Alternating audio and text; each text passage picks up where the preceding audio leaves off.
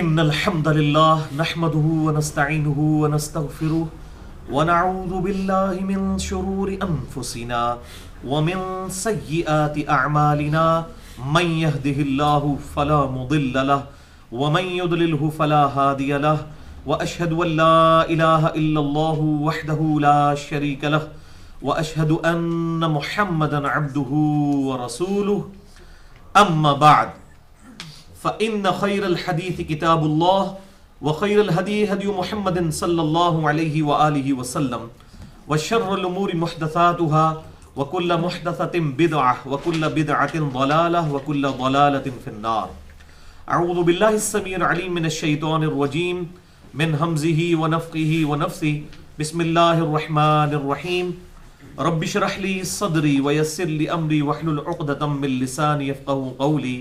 بسم اللہ الرحمن الرحیم. ان اللہ وملائکتہ یصلون علی النبی یا ایہا الذین آمنوا صلوا علیہ وسلموا تسلیما. اللہم صل علی محمد وعلی آل محمد کما صلیت علی ابراہیم وعلی آل ابراہیم انک حمید مجید. اللہم بارک علی محمد وعلی آل محمد کما بارکت علی ابراہیم وعلی آل ابراہیم انک حمید مجید. الحمدللہ آج 23 اور 24 جنوری 2016 کی درمیانی رات اور ہفتے کے دن میں ہم انشاءاللہ تعالی قرآن کلاس نمبر 204 میں سورہ بنی اسرائیل کی آیت نمبر 86 سے لے کر 97 تک کے کانٹیکسٹ میں اپنی اسی گفتگو کو آگے لے کر چلیں گے جس پہ پچھلی ہماری 2 کنزیکٹیو نشستیں الحمدللہ ہو چکی ہیں اور یہ ملا کر تقریباً 150 منٹ کی گفتگو ریکارڈ ہو چکی ہے. مسئلہ نمبر 131A اور مسئلہ نمبر 131B کے عنوان سے، جس کا ٹاپک تھا معجزات اور کرامات کی حقیقت اور اہمیت قرآن حکیم اور صحیح الاسناد احادیث کی روشنی میں. اور ان 150 منٹوں کا جو خلاصہ ہے وہ 2 علمی پوائنٹس کی شکل میں میں شروع میں بیان کر دیتا ہوں 2-4 منٹ میں، تاکہ ہماری آج کی گفتگو کے ساتھ اس کا ربط بن جائے. پوائنٹ نمبر 1، معجزات جنہیں ہم انگلش میں میریکلز کہتے ہیں، اور کرامات، بلیسنگز، اللہ تعالیٰ کا خاص کرم ہو، یہ خالصتاً اللہ تعالیٰ کے اختیار میں ہے. یہ کوئی کمپیٹنسی یا کوئی قابلیت نہیں ہے کہ جو شخص خود سے حاصل کر لے. جیسا کوئی شخص ڈرائیونگ کرنا سیکھ جاتا ہے پھر وہ اپنی مرضی سے ڈرائیونگ کرتا رہے. تو معجزات اور کرامات اس طرح نہیں ہوتے، بلکہ اللہ تعالیٰ کے اختیار میں ہوتے ہیں. اور ان میں سے بھی جو معجزات ہیں وہ پرٹیکولرلی اللہ تعالیٰ اپنے انبیاء کرام علیہ السلام کے ساتھ بسا اوقات پرماننٹلی اٹیچ کر دیتا ہے کچھ معجزات کو، اور کچھ جو ہیں وہ وقتاً فوقتاً جو ہیں وہ سامنے آتے ہیں. البتہ جہاں تک کرامات کا تعلق ہے تو یہ ٹوٹلی جو ہے دعا کی قبولیت تک اس کا تعلق ہے، کسی کے ہاتھ میں کوئی چیز لینے والی بات نہیں ہے. اور اسی طریقے سے جو تیسری چیز ہے استدراج، معجزہ، کرامت اور استدراج، جسے ہم انگلش میں ایلوژن کہتے ہیں، نظر بندی. یہ کسی بھی فاسق اور فاجر شخص، کسی غیر مسلم سے بھی ظاہر ہو سکتی ہے، لیکن کتاب و سنت کی روشنی میں یہ کوئی دلیل نہیں ہوتی. یہ نظر بندی اور جادو ہی ہوتا ہے، اور اس کو بنیاد بنا کر کوئی شخص کتاب و سنت کے خلاف کوئی چیز پروپیگیٹ نہیں کر سکتا. پوائنٹ نمبر 2، ہمارے محبوب امام کائنات سید الاولین والآخرین شفیع المذنبین رحمت للعالمین سیدنا و مولانا امام اعظم محمد رسول اللہ صلی اللہ علیہ وآلہ وسلم کو دعوی نبوت کے اعتبار سے جو واحد معجزہ دیا گیا وہ القرآن ہے. آپ صلی اللہ علیہ وسلم کی نبوت چونکہ قیامت تک کے لیے تھی، لہٰذا اللہ تعالیٰ نے آپ کو معجزہ بھی ایسا دیا کہ جو قیامت تک کے لیے ہے. آج اگر موسیٰ علیہ السلام کا عصا ہمیں مل بھی جائے، چاہے وہ آپ ویٹیکن سٹی میں بیٹھے ہوئے کسی پریسٹ کو دے دیں، کسی پادری کو، یا یروشلم میں بیٹھے ہوئے کسی یہودی پادری کو دے دیں، یا امام کعبہ کے ہاتھ میں بھی دے دیں، وہ کبھی بھی اژدہا نہیں بن سکتا. وہ معجزہ موسیٰ علیہ السلام کے ہاتھوں تک معجزہ تھا، لیکن الحمدللہ یہ کتاب وہ معجزہ ہے جو آپ صلی اللہ علیہ وسلم کے مبارک زمانے میں بھی معجزہ تھی، اور قیامت تک آنے والے آخری انسان کے لیے بھی اللہ کے محبوب صلی اللہ علیہ وسلم کا معجزہ ہے. آج سائنس اپنے عروج پر ہے، اس کتاب کی کوئی ایک آیت بھی ایسی نہیں ہے جو اسٹیبلش سائنس کے خلاف ہو. الحمدللہ اسٹیبلش سائنس کی میں بات کر رہا ہوں. تو آپ صلی اللہ علیہ وسلم کو مردے زندہ کرنا، اسی طریقے سے عصا کو اژدہا میں بدل دینا، اسی طریقے سے جتنے بھی فزیکل فینومینا آف نیچر کو توڑنے والے ٹینجیبل فارم میں معجزات اگلے انبیاء کو دیے گئے، آپ صلی اللہ علیہ وسلم کو دعوے نبوت کے لیے ایسا کوئی معجزہ نہیں دیا گیا. لیکن آپ صلی اللہ علیہ وسلم کے حسی معجزات ٹینجیبل فارم میں فزیکل فینومینا آف نیچر، قانون قدرت کو توڑنے والے موجود ہیں، اور الحمدللہ آج ہم ان کو ڈسکس بھی کریں گے اس حوالے سے. اور یہ ہماری آج کی گفتگو ہوگی مسئلہ نمبر 131C. نبی اکرم صلی اللہ علیہ وآلہ وسلم کے 17 حسی معجزات، فزیکل فارم میں، ٹینجیبل فارم میں، فزیکل فینومینا آف نیچر کو توڑنے والے، قانون قدرت کو توڑنے والے اللہ کے محبوب صلی اللہ علیہ وسلم کے یہ 17 معجزات انشاءاللہ ہم ڈسکس کریں گے.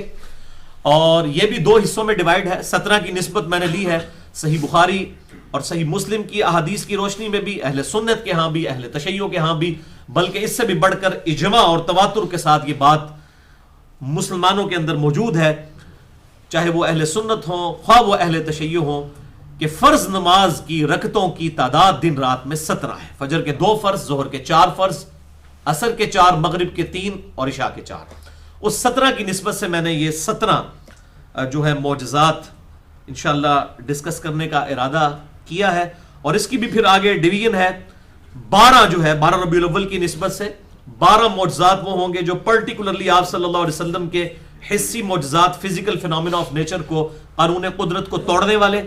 اور پھر آخری 5 حسی معجزات آپ صلی اللہ علیہ وسلم کی پروفیسیز، اور یہ 5 کی بھی نسبت جو ہے وہ اہل بیت کے ساتھ، آپ صلی اللہ علیہ وسلم کی مستقبل کی خبریں جو آپ صلی اللہ علیہ وسلم نے دیں، اور وہ آپ صلی اللہ علیہ وسلم کی مبارک زندگی میں بھی اور بعد میں بھی منوان اسی طریقے سے الحمدللہ پوری ہوئیں.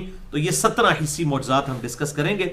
اور اگلی دفعہ انشاءاللہ مسئلہ نمبر 131D ہوگا جو پرٹیکولرلی کرامات سے ریلیٹڈ ہوگا. انشاءاللہ اس کو ہم الگ سے ڈسکس کریں گے. اور میری یہ خواہش ہے کہ یہ ہماری گفتگو اب یہ 4 نشستوں میں تقریباً سمجھ لیں 6-7 گھنٹے کی گفتگو بن جائے گی. یہ قیامت تک کے لیے ایک ویڈیو بک بن جائے معجزات اور کرامات کے حوالے سے. اور الحمدللہ اس کا بڑا اچھا فیڈ بیک آیا ہے کہ فرقہ واریت کی لعنت سے بالا تر ہو کر ایک حق بات امت تک پہنچانے کی ایک الحمدللہ کوشش ہے. اسی حوالے سے آج جتنے بھی آیات آئیں گی انشاءاللہ میں ان کے مکمل ریفرنسز دوں گا، اور جتنی احادیث ہوں گی انشاءاللہ ان کے نمبرز علماء حرمین بیروت اور دارالسلام کی انٹرنیشنل نمبر کے مطابق دوں گا، جس کے مطابق پوری دنیا میں عربی کتب شائع ہوتی ہیں. اس کے باوجود اگر کسی کی کوئی کیوری ہو تو وہ لیکچر کے اینڈ پہ مجھ سے سوال کر سکتے ہیں، یا بعد میں بھی میرا ای میل ایڈریس ہے mirza_95@yahoo.com، اس پہ ای میل کر کے جواب لیا جا سکتا ہے. بھائیو، ہمارے محبوب صلی اللہ علیہ وسلم کے کل 3 معجزات ایسے ہیں، اور میں نے پہلے بھی بتایا یہ معجزے کا لفظ ہے، پرٹیکولرلی یہ علم الکلام کی ٹرم ہے. قرآن حکیم میں اس کے لیے جو ٹرم استعمال ہوئی ہے اصطلاح وہ ہے آیتن، آیہ، نشانی، اور انگلش میں ہم اسے کہتے ہیں سائن. یہ سگنیچر بھی جو کیا جاتا ہے اسے بھی ہم مختصر کر کے سائن کہتے ہیں. تو آپ صلی اللہ علیہ وسلم کے 3 معجزات ایسے ہیں جن کا ذکر قرآن حکیم کے اندر آیا ہے. 3 معجزات. اس کے علاوہ آپ صلی اللہ علیہ وسلم کے کئی معجزات ہیں، لیکن وہ احادیث کی کتابوں میں، صحیح بخاری، صحیح مسلم، اس کے علاوہ باقی کتابوں میں الحمدللہ بڑی ڈیٹیل کے ساتھ سینکڑوں حسی معجزات بھی آپ صلی اللہ علیہ وسلم کے رپورٹ ہوئے ہیں. لیکن دعوے نبوت کرنے والا جو معجزہ ہے وہ صرف ایک ہے، اور وہ ہے قرآن حکیم. اور اس کی ٹیکنیکل ریزن یہ ہے کہ آج ہم آپ صلی اللہ علیہ وسلم کے کسی معجزے کی ویڈیو کسی کو نہیں دکھا سکتے. تو معجزہ تو ایسا ہونا چاہیے، اگر آپ کی نبوت قیامت تک کے لیے الحمدللہ، تو معجزہ بھی قیامت تک کے لیے ہونا چاہیے، اور وہ القرآن کی شکل میں ہمارے پاس الحمدللہ موجود ہے. اس حوالے سے بھائیو جو جتنے بھی حسی معجزات ہیں، حسی ہم کہتے ہیں جن کو آپ جیسے حواس خمسہ ہم استعمال کرتے ہیں، جن کو آپ محسوس کر سکتے ہیں، فزیکل ہم انگلش میں سے کہتے ہیں، ٹینجیبل. حسی معجزات کے اعتبار سے اگر کسی کو شوق ہو تو یہ کمبائنڈ فارم میں آپ کو مشکات المصابیح میں مل جائیں گے. انٹرنیشنل نمبرنگ کے مطابق 5852 نمبر حدیث سے لے کر 5943 نمبر حدیث تک کل 92 احادیث ہیں جو آپ صلی اللہ علیہ وسلم کے پرٹیکولرلی حصی معجزات سے ریلیٹڈ ہیں الحمدللہ. اور یہ 92 کی نسبت بھی جو ہے محمد صلی اللہ علیہ وسلم کے حروف ابجد 92 ہے، اور ہمارے پاکستان کا بھی کنٹری کوڈ جو ہے وہ 92 ہے. یہ حروف ابجد سے ہمیں کوئی چڑ نہیں ہے، ایک لینگویج ہے. اس کے تعویذ لکھنا وہ ایک الگ غلط چیز ہے، اس کو ہم کنڈیم کرتے ہیں. میرا پورا لیکچر اس پہ ریکارڈ ہے مسئلہ نمبر 109 کے نام سے. لیکن یہ ایک لینگویج ہے جس طرح باقی لینگویجز موجود ہیں دنیا کے اندر. تو یہ مشکات المصابیح الحمدللہ انسائکلوپیڈیا آف حدیث ہے، اس لیے میں نے اس پہ الگ سے پورا لیکچر بھی دیا ہے. مسئلہ نمبر 111 مشکات المصابیح کا مکمل تعارف. اب آپ کے پاس بخاری، مسلم، ابو داؤد، ترمذی، نسائی، ابن ماجہ یہ ساری کتابیں نہ بھی ہوں، صرف مشکات موجود ہو تو الحمدللہ آج بھی جتنی احادیث آئیں گی آپ حیران ہوں گے کہ وہ سب کی سب احادیث چاہے وہ مختلف کتابوں میں ہیں لیکن وہ سب کی سب احادیث الحمدللہ مشکات میں بھی موجود ہیں. اور میں نے یہ جو آج کے لیے 17 حصی معجزات سلیکٹ کیے ہیں، یہ سب کی سب احادیث جو ہیں وہ صحیح بخاری اور صحیح مسلم سے ہیں. کوئی حدیث میں نے اس سے باہر نہیں لی تاکہ الحمدللہ وہ صحیح اور ضعیف کا چکر بھی ختم ہو جائے. اس حوالے سے 100% احادیث آج جتنی ڈسکس ہوں گی وہ صحیح بخاری اور صحیح مسلم سے انشاءاللہ ڈسکس ہوں گی. اس کے علاوہ بھائیوں ہمارے محدثین رحمہم اللہ نے الگ سے بھی کتابیں لکھی ہیں اسی حوالے سے. اس امت میں بہت بڑا کام کیا ہے. 5ویں صدی ہجری کے اندر ایک بہت بڑے محدث گزرے ہیں امام حاکم، جنہوں نے المستدرک للحاکم لکھی ہے، المتوفہ 405 ہجری. ان کے لائق ترین شاگرد گزرے ہیں 5ویں صدی ہجری کے اندر، اور ان کا نام تھا امام ابو بکر احمد بن علی بن حسین البیہقی، جنہیں مشہور امام البیہقی کہا جاتا ہے. المتوفہ 458 ہجری. انہوں نے تقریباً آج سے 1000 سال قبل ایک کتاب لکھی. اس کتاب کا نام ہے دلائل النبوہ، یعنی نبوت کو جسٹیفائی کرنے والی کتاب، کہ ہم پروفٹ صلی اللہ علیہ وسلم کے بارے میں جو کلیم کرتے ہیں کہ یہ اللہ کے پیغمبر ہیں تو ہمارے پاس دلائل کیا ہیں. اس کانٹیکسٹ میں انہوں نے 3286 احادیث جمع کی ہیں دلائل النبوہ کتاب کے اندر. یہ کتاب اردو میں بھی شائع ہو چکی ہے اور 6 جلدوں کے اندر الحمدللہ موجود ہے. اور اگر آپ نیٹ پہ تلاش کریں تو بڑی آسانی کے ساتھ آپ کو اس کا PDF بھی مل جائے گا. 3286 احادیث پر مشتمل دلائل النبوہ کتاب ہے، جس میں آپ صلی اللہ علیہ وسلم کی پروفیسیز موجود ہیں، مستقبل کی پیشن گوئیاں، آپ صلی اللہ علیہ وسلم کے معجزات، ایون آپ صلی اللہ علیہ وسلم کے صحابہ کی کرامات بھی اس کے اندر موجود ہیں، چونکہ صحابہ کی کرامات بھی آپ صلی اللہ علیہ وسلم کے معجزات کا ہی ایک کنٹینیوشن ہے الحمدللہ. تو وہ 3 بڑے بڑے معجزات جو قرآن حکیم میں ذکر ہوئے ہیں ان میں سے نمبر 1 القرآن، جس پہ ہم پچھلی 2 نشستیں 150 منٹ کی گفتگو کر چکے ہیں. مسئلہ نمبر 131A اور 131B. اس کے علاوہ بھی میرا لیکچر ہے مسئلہ نمبر 85 کے نام سے، قرآن اور قتال، ہمارے محبوب صلی اللہ علیہ وسلم کی 2 خصوصیات. دوسرا معجزہ جو قرآن میں ذکر ہوا وہ الاسراء والمعراج ہے. آپ صلی اللہ علیہ وسلم کا زمینی سفر الاسراء والمعراج، اور معراج کا سفر بیت اللہ سے لے کر بیت المقدس تک الاسراء، اور بیت المقدس سے جو سدرۃ المنتہا تک ہم اسے کہتے ہیں المعراج. اسے مشہور واقعہ معراج بھی کہا جاتا ہے. تو آپ صلی اللہ علیہ وسلم کا یہ معجزہ جو ہے اس کا بھی ذکر قرآن حکیم میں سورہ بنی اسرائیل اور سورۃ النجم کے اندر موجود ہے، اور اس میں میں نے بڑی ڈیٹیل کے ساتھ 6 گھنٹے میں لیکچر ریکارڈ کروا دیا ہے مسئلہ نمبر 126A B اور C کے عنوان سے. اور نمبر 3 بھائیوں معجزہ جو قرآن حکیم میں ذکر ہوا آپ صلی اللہ علیہ وسلم کا حصی معجزہ، وہ ایک ہی حصی معجزہ ہے جس کو لوگوں نے بھی آبزرو کیا، وہ ہے شق القمر والا واقعہ، چاند کا 2 ٹکڑے ہو جانا. یہ وہ معجزہ ہے جو واحد حصی معجزہ ہے جو لوگوں نے آبزرو کیا اور اس کا ذکر قرآن کے اندر موجود ہے. اس کے علاوہ کوئی بھی ڈائریکٹلی پوری ڈیٹیل کے ساتھ آپ صلی اللہ علیہ وسلم کا کوئی معجزہ قرآن میں ذکر نہیں ہوا. ہاں بخاری اور مسلم میں اور باقی احادیث کی کتابوں میں بہت معجزات آئے ہیں. یہ شق القمر، چاند کے 2 ٹکڑے ہونے والا واقعہ جو ہے یہ سورۃ القمر کے اندر موجود ہے. اس سورت کا نام ہی سورۃ القمر ہے، پارہ نمبر 27 کے اندر. اس کے علاوہ ایک اور واقعہ بھی بعض روایتوں میں آیا ہے سورج کو واپس پلٹانے والا، لیکن اصول محدثین پر وہ واقعہ ثابت نہیں ہے. یہ نہیں ہے کہ آپ صلی اللہ علیہ وسلم کے لیے معجزہ ظاہر نہیں ہو سکتا، اللہ تعالیٰ کے لیے کوئی مشکل نہیں ہے، بلکہ صحیح سند کے ساتھ یہ چیز ثابت ہے بخاری اور مسلم دونوں کے اندر. صحیح بخاری میں انٹرنیشنل نمبر کے مطابق 3124، صحیح مسلم میں 4555 اور مشکات میں بھی موجود ہے 433 نمبر حدیث کہ سیدنا موسیٰ علیہ السلام کے خلیفہ اول یوشع ابن نون، جوشوا جن کو ہم کہتے ہیں، ओल्ड टेस्टामेंट की लैंग्वेज में, बुखारी मुस्लिम दोनों में और मिशकात में भी मैंने हवाला दे दिया। इनकी दुआ की बरकत से सूरज रुक गया था। जुम्मे का दिन था और हफ्ते के दिन यहूदियों के लिए किताल करना मना था। उस वक्त के यहूदी यार मुसलमान ही थे। तो वक्त के पैगंबर ने यह दुआ की कि अल्लाह, अब जो है वो हमारी फतह का वक्त करीब है, अगर ये रात का वक्त शुरू हो गया और फिर कल हफ्ता हुआ हम किताल नहीं करेंगे, फिर काफरों को जमा होने का मौका मिल जाएगा, तो अल्लाह हमारे लिए सूरज को रोक दे। और उन्होंने कहा कि हम अल्लाह ताला के काम पर मामूर हैं और सूरज को अल्लाह ताला ने हमारे कामों के ऊपर मामूर किया हुआ है। अल्लाह ये सूरज तेरे इख्तियार में है, तू उसे रोक दे। उन्होंने भी अल्लाह से दुआ की, कोई सूरज को इशारा नहीं किया, उन्होंने अल्लाह से ही दुआ की है ना। वो ये कि इशारे पे कोई काम होने वाला है, इस तरीके से दुआ की तो सूरज रुक गया। तो आप सल्लल्लाहु अलैहि वसल्लम के लिए इस किस्म का जो ज़ईफ वाक़या मिलता है, उसको अगर कोई मानता भी है तो उससे कोई अकीदे में फर्क पड़ने वाली बात नहीं है। हजरत योशा इब्ने नून के लिए यह वाक़या साबित है सही बुखारी और सही मुस्लिम के अंदर, लिहाजा कोई ऐसा इशू नहीं है। अब आ जाइए वो मौजज़ा जो आज का पहला मौजज़ा मैंने डिस्कस करना है, शक्कुल कबर वाला वाक़या, जो कुरान हकीम में सूरतुल कमर की आयत नंबर 1 से लेकर 4 तक में एड्रेस हुआ है।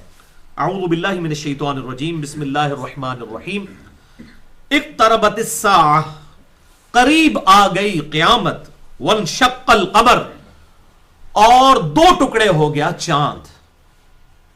यह क़यामत की निशानियों में से एक निशानी है, आप सल्लल्लाहु अलैहि वसल्लम के मुबारक ज़माने में चांद का 2 टुकड़े हो जाना, क्योंकि आप सल्लल्लाहु अलैहि वसल्लम भी क़यामत की एक निशानी है, क्योंकि आपके बाद तो अब कोई पैगंबर नहीं आना, अब क़यामत ही आनी है।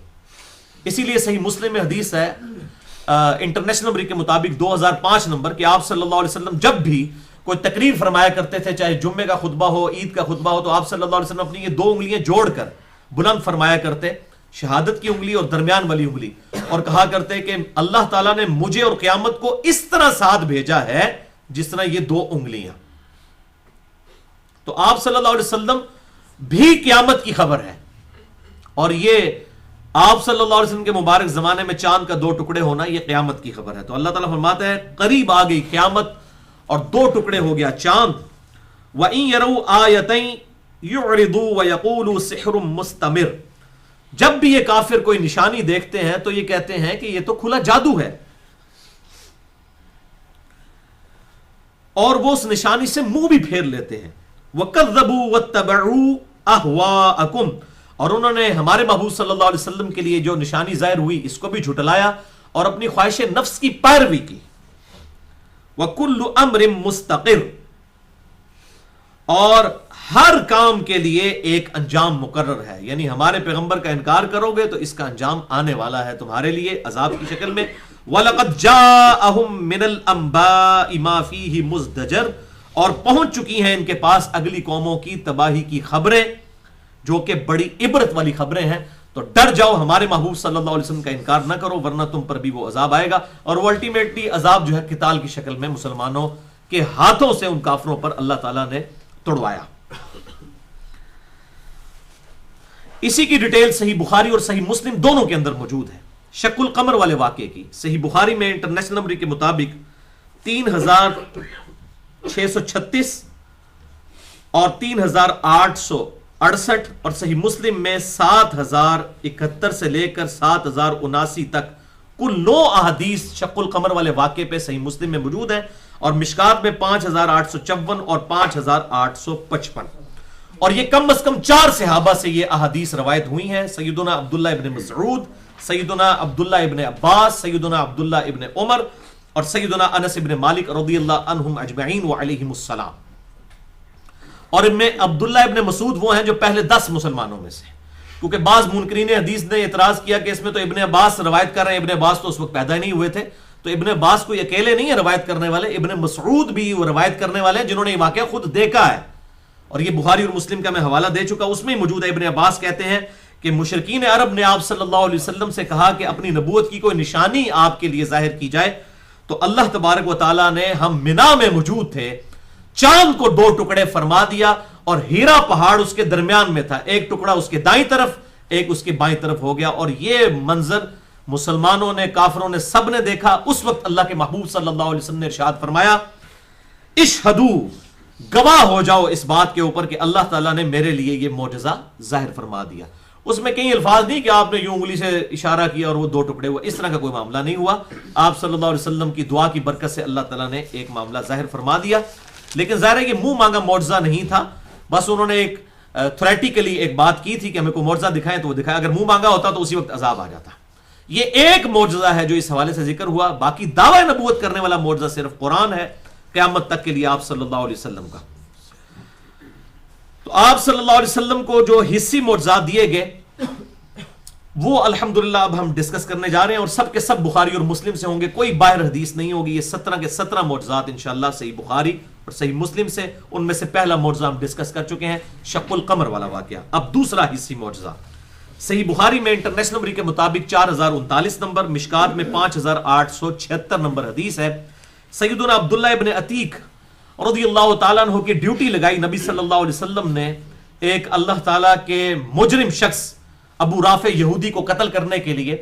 انہوں نے اس کو قتل کیا. اس کے بعد جب وہ چاندنی رات میں وہاں سے نکلے تو ان کو اندازہ نہ ہو سکا کہ سیڑھیاں بھی کچھ نیچے باقی تھیں، تو انہوں نے پاؤں نیچے رکھا تو وہ گر پڑے اور ان کی پنڈلی کی ہڈی ٹوٹ گئی. انہوں نے اسی وقت اپنی پگڑی کھول کر اپنی پنڈلی کی ہڈی کو اس پگڑی کے ساتھ باندھا اور لڑگڑاتے ہوئے آپ صلی اللہ علیہ وسلم کی خدمت میں حاضر ہوئے اور کہا یا رسول اللہ صلی اللہ علیہ وسلم، آپ نے جو ڈیوٹی میرے سپرد کی تھی میں نے وہ پوری کر دی ہے. تو آپ صلی اللہ علیہ وسلم نے فرمایا کہ یہ تجھے کیا ہوا ہے؟ انہوں نے کہا یا رسول اللہ صلی اللہ علیہ وسلم، ساڑھے ورگا کو بندہ ہوتا ہے پہلے ہی کہتا ہے یا رسول اللہ لات پنوا لئی تواڈے پیچھے دیکھو.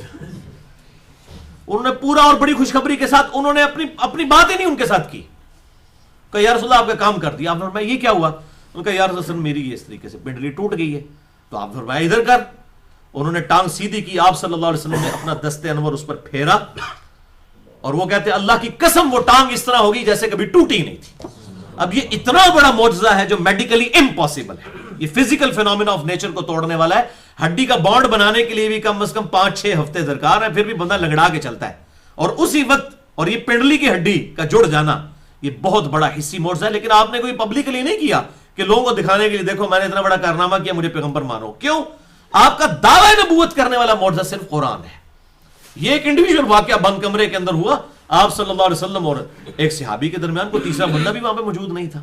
تو اس قسم کے معجزات آپ صلی اللہ علیہ وسلم سے ظاہر ہوئے ہیں.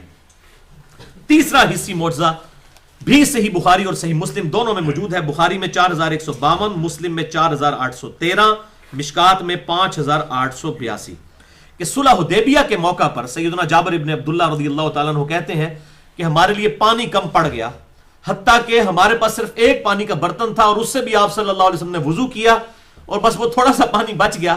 تو ہم اللہ کے محبوب صلی اللہ علیہ وسلم کی خدمت میں حاضر ہوئے کہ یا رسول اللہ صلی اللہ علیہ وسلم ہم سب نے ابھی وضو کرنا ہے، پانی پینا ہے، جانوروں کو پلانا ہے، ہمارے پاس پانی نہیں ہے.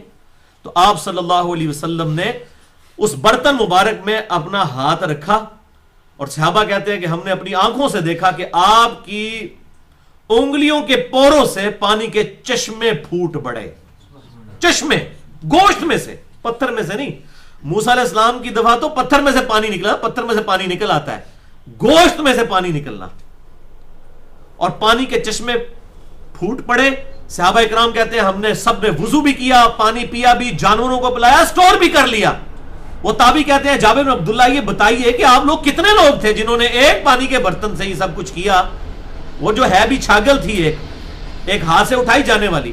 انہوں نے کہا کہ اس وقت اگر ہم 1,00,000 بھی ہوتے نا تو وہ پانی زیادہ تھا. البتہ ہم اس وقت 1500 تھے.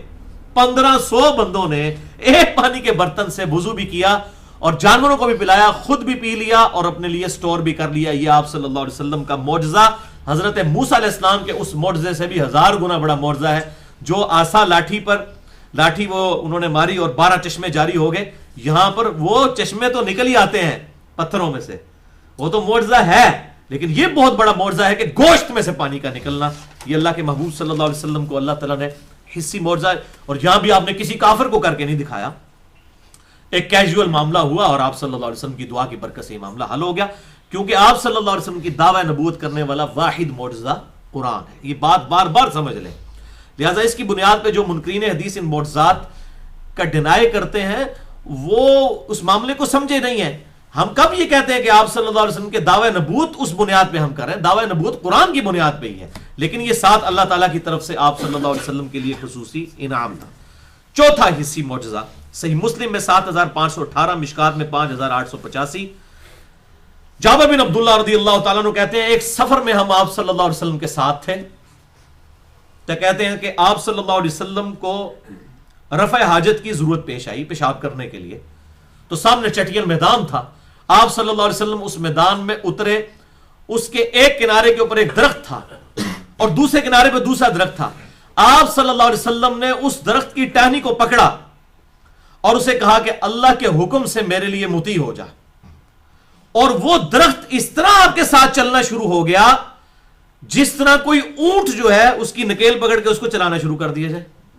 پھر دوسری طرف آپ صلی اللہ علیہ وسلم کے اس کو بھی کہا، وہ بھی درخت اس طرح زمین پہ چلتا ہوا، دونوں درخت آ کر ملے اور انہوں نے آپ صلی اللہ علیہ وسلم کے لیے جو ہے وہ پردہ کیا، آپ صلی اللہ علیہ وسلم پیشاب کر کے فارغ ہوئے، پھر آپ صلی اللہ علیہ وسلم نے ان درختوں کو حکم فرمایا تو وہ واپس ہی چلتے ہوئے اس طریقے سے اپنی جگہوں پر چلے گئے۔ اور یہ جابر بن عبداللہ کہتے ہیں میں نے اپنی آنکھوں سے یہ منظر دیکھا اور اللہ تعالیٰ نے میرا ایمان بڑھا دیا آپ صلی اللہ علیہ وسلم کے سامنے اس طریقے سے ایک فزیکل معجزہ۔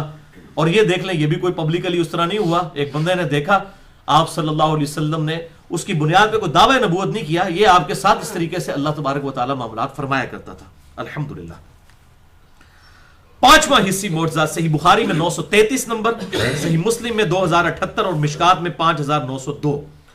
انس بن مالک کا بیان ہے کہ ایک دفعہ مدینہ شریف میں قحط پڑ گیا، اللہ کے محبوب صلی اللہ علیہ وسلم جمعے کا خطبہ دے رہے تھے، ایک شخص عین جمعے کے خطبے میں کھڑا ہوا، کہا یا رسول اللہ ہمارے مویشی ہلاک ہو گئے، ہم بھی پیاس سے مر گئے، قحط ہے، اللہ کے حضور دعا کیجئے کہ بارش نازل ہو۔ اللہ کے محبوب صلی اللہ علیہ وسلم نے اسی وقت دعا کے لیے ہاتھ بلند کیے، اور آپ صلی اللہ علیہ وسلم ابھی ممبر سے نیچے بھی نہیں اترے تھے کہ آپ کی داڑھی مبارک سے بھی بارش کے پانی کے قطرے بہ رہے تھے، اتنی تیزی سے بارش شروع ہوگی۔ اور صحابہ کہتے ہیں ہم جب گئے دور دور تک کوئی بارش کے آثار نہیں تھے، اور وہ بارش ایسی ہوئی کہ پورا ہفتہ بارش ہوتی رہی۔ اگلے ہفتے وہی عربی کھڑا ہو گیا، اس نے کہا یا رسول اللہ ہمارے مکان گر گئے بارش کی وجہ سے، اللہ کے حضور دعا کریں کہ ہماری زمینوں پر تو بارش ہو، ہمارے مکانوں کے اندر بارش نہ ہو، اللہ کے حضور دعا کیجئے۔ تو اللہ کے محبوب صلی اللہ علیہ وسلم نے دعا فرمائی، یہاں پر بخاری کے الفاظ ہیں، آپ نے اپنے مبارک انگلی سے یوں اشارہ فرمایا، تو آپ صلی اللہ علیہ وسلم جہاں اشارہ فرماتے جاتے وہاں سے بادل پھٹتے جاتے، اور مدینہ جو ہے وہ حوض کی شکل میں بن گیا، ارد گرد پہ بارش ہو رہی تھی، وہ پانی ادھر آ کے جمع ہوتا تھا، لیکن مدینے کے اندر بارش نہیں تھی، ارد گرد بارش ہو رہی تھی۔ اور صحابہ کہتے ہیں ہم گئے تو بارش میں تھے، جب واپس آئے تو بالکل دھوپ نکلی ہوئی تھی۔ اب یہ بہت بڑا معجزہ ہے، آپ صلی اللہ علیہ وسلم کو اللہ تعالیٰ نے اس اعتبار سے اکرام فرمایا۔ چھٹا حصی معجزہ صحیح بخاری میں 119، صحیح مسلم میں 6397 سے 6400 تک 4 احادیث ہیں، اور مشکات میں 5896۔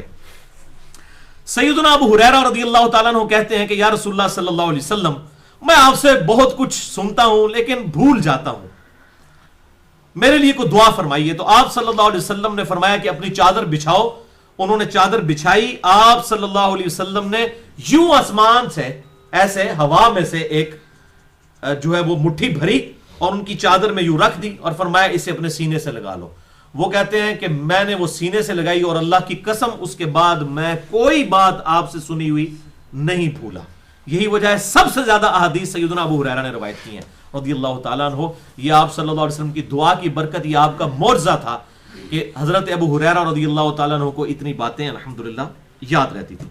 اسی کانٹیکسٹ میں وہ واقعہ بھی یاد کر لیں جو صحیح مسلم میں 6396 اور مشکات میں بھی موجود ہے 5895 نمبر، کہ حضرت ابو ہریرہ کہتے ہیں کہ میری والدہ آپ صلی اللہ علیہ وسلم کو گالیاں دیا کرتی تھی اور میں بڑا تنگ آ گیا۔ ایک دن تو میں نے کہا یا رسول اللہ صبر کا پیمانہ لبریز ہو گیا، اب تو آپ دعا کر دیجئے میری والدہ کے لیے، وہ آپ کی اتنی دشمن ہے، مجھ سے برداشت نہیں ہوتا، آپ مجھے صبر کا کہتے ہیں، مجھ سے برداشت نہیں ہوتا۔ تو آپ صلی اللہ علیہ وسلم نے دعا کے لیے ہاتھ اٹھائے، حضرت ابو ہریرہ کہتے ہیں میں نے دڑکی لگا دی۔ اندازہ کریں کہ ایک عورت جو آپ صلی اللہ علیہ وسلم کی اتنی سخت دشمن ہے، جس کی دشمنی میں کوئی دوسری رائے نہیں ہے، اور اس کا بیٹا آگے کہہ رہا ہے کہ بس ایک دعا کرنے کی برکت، کہتے ہیں میں نے دڑکی لگا دی، گھر پہنچا تو دروازہ بند، اندر سے نہانے کی آواز آ رہی، اور میری والدہ نے کہا ابو ہریرہ باہر ہی رہو۔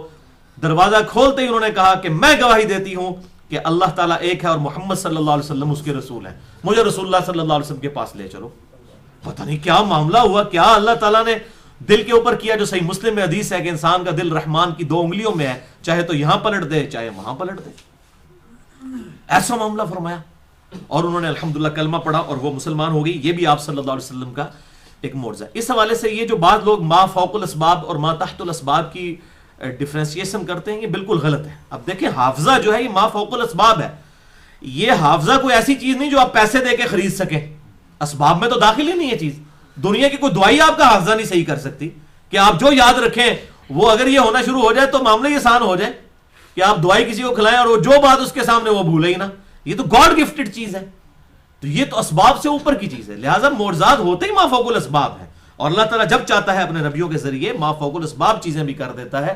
اللہ تعالیٰ کو ہر چیز کا اختیار حاصل ہے، وہ اپنے نبیوں علیہ السلام کے ذریعے یہ معاملات فرماتا ہے تاکہ لوگوں کا ایمان اس حوالے سے بڑھے. ساتواں حصی معجزہ صحیح بخاری میں 3584 اور 2095 نمبر، اور مشکات میں 5903 نمبر. جابر بن عبداللہ رضی اللہ تعالیٰ عنہ کہتے ہیں کہ آپ صلی اللہ علیہ وآلہ وسلم مسجد نبوی میں ایک کھجور کے تنے کے ساتھ ٹیک لگا کے خطبہ ارشاد فرمایا کرتے تھے.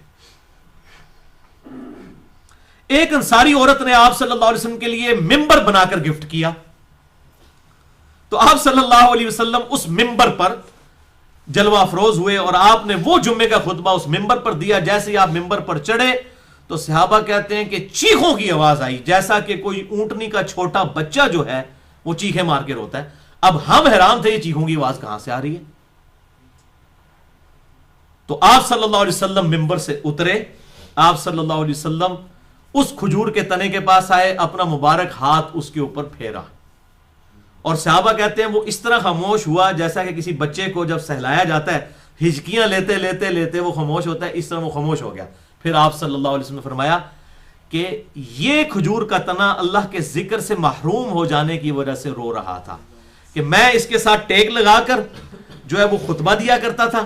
تو ظاہر ہے آپ کی ہاتھوں کی برکت اور آپ صلی اللہ علیہ وسلم کا ڈائریکٹ اس کے ساتھ کانٹیکٹ، اور اب ممبر پر آپ چڑھ گئے، حالانکہ وہ ادھر ہی موجود تھا لیکن وہ اس آپ صلی اللہ علیہ وسلم کی صحبت سے دوری کو اس نے اس طرح سے اختیار کیا کہ وہ رونا شروع ہو گیا، اور صحابہ کرام نے یہ فزیکلی محسوس کیا اس کے رونے کی آواز. اور پھر آپ صلی اللہ علیہ وسلم نے جب ہاتھ پھیرا ہچکیاں لیتا لیتا الحمدللہ وہ خاموش ہو گیا.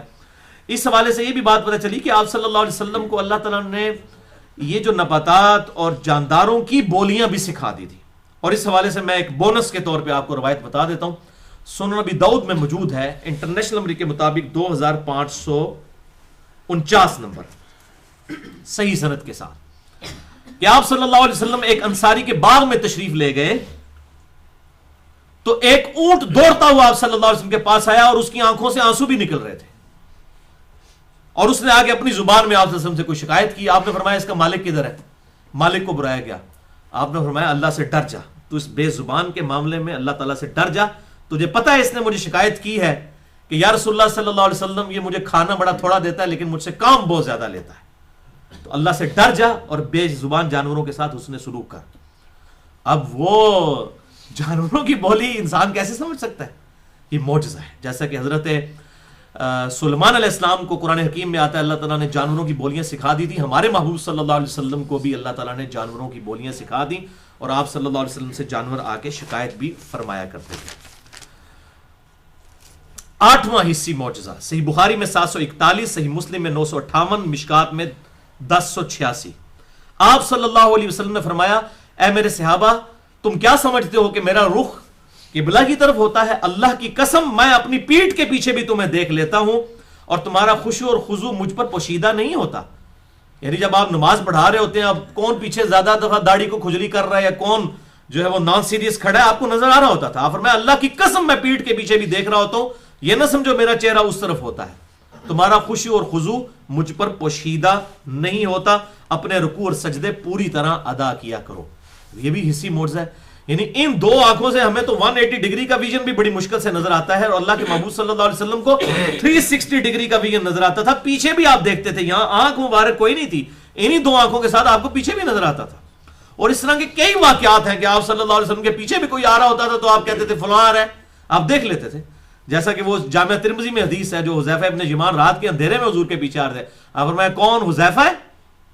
یا رسول اللہ ہاں. فرمایا اللہ تجھے اور تیری ماں کو بخشے، آج میرے پاس وہ فرشتہ آیا کہ جو آج سے پہلے کبھی نازل نہیں ہوا، اور اس نے مجھے خبر دی ہے کہ میری بیٹی فاطمہ جنتی عورتوں کی سردار اور میرے بیٹے حسن و حسین جنتی نوجوانوں کے سردار ہیں.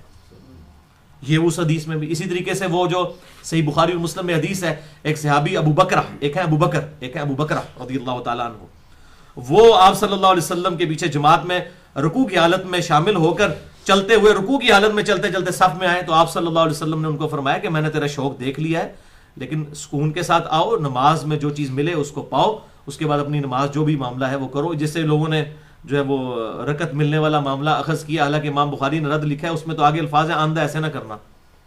آپ صلی اللہ علیہ وسلم نے اس میں کہیں یہ ذکر بھی نہیں انہوں نے ایک اور رکعت ملائی تھی یا نہیں ملائی تھی، وہ تو امبیگوس چیز ہے، امبیگوس چیز، مبہم چیز کے اوپر ایک رزلٹ نکال لینا. رکوع میں رکعت نہیں ملتی جب تک کہ کوئی سورۃ الفاتحہ پڑھ کے رکوع میں شامل نہ ہو.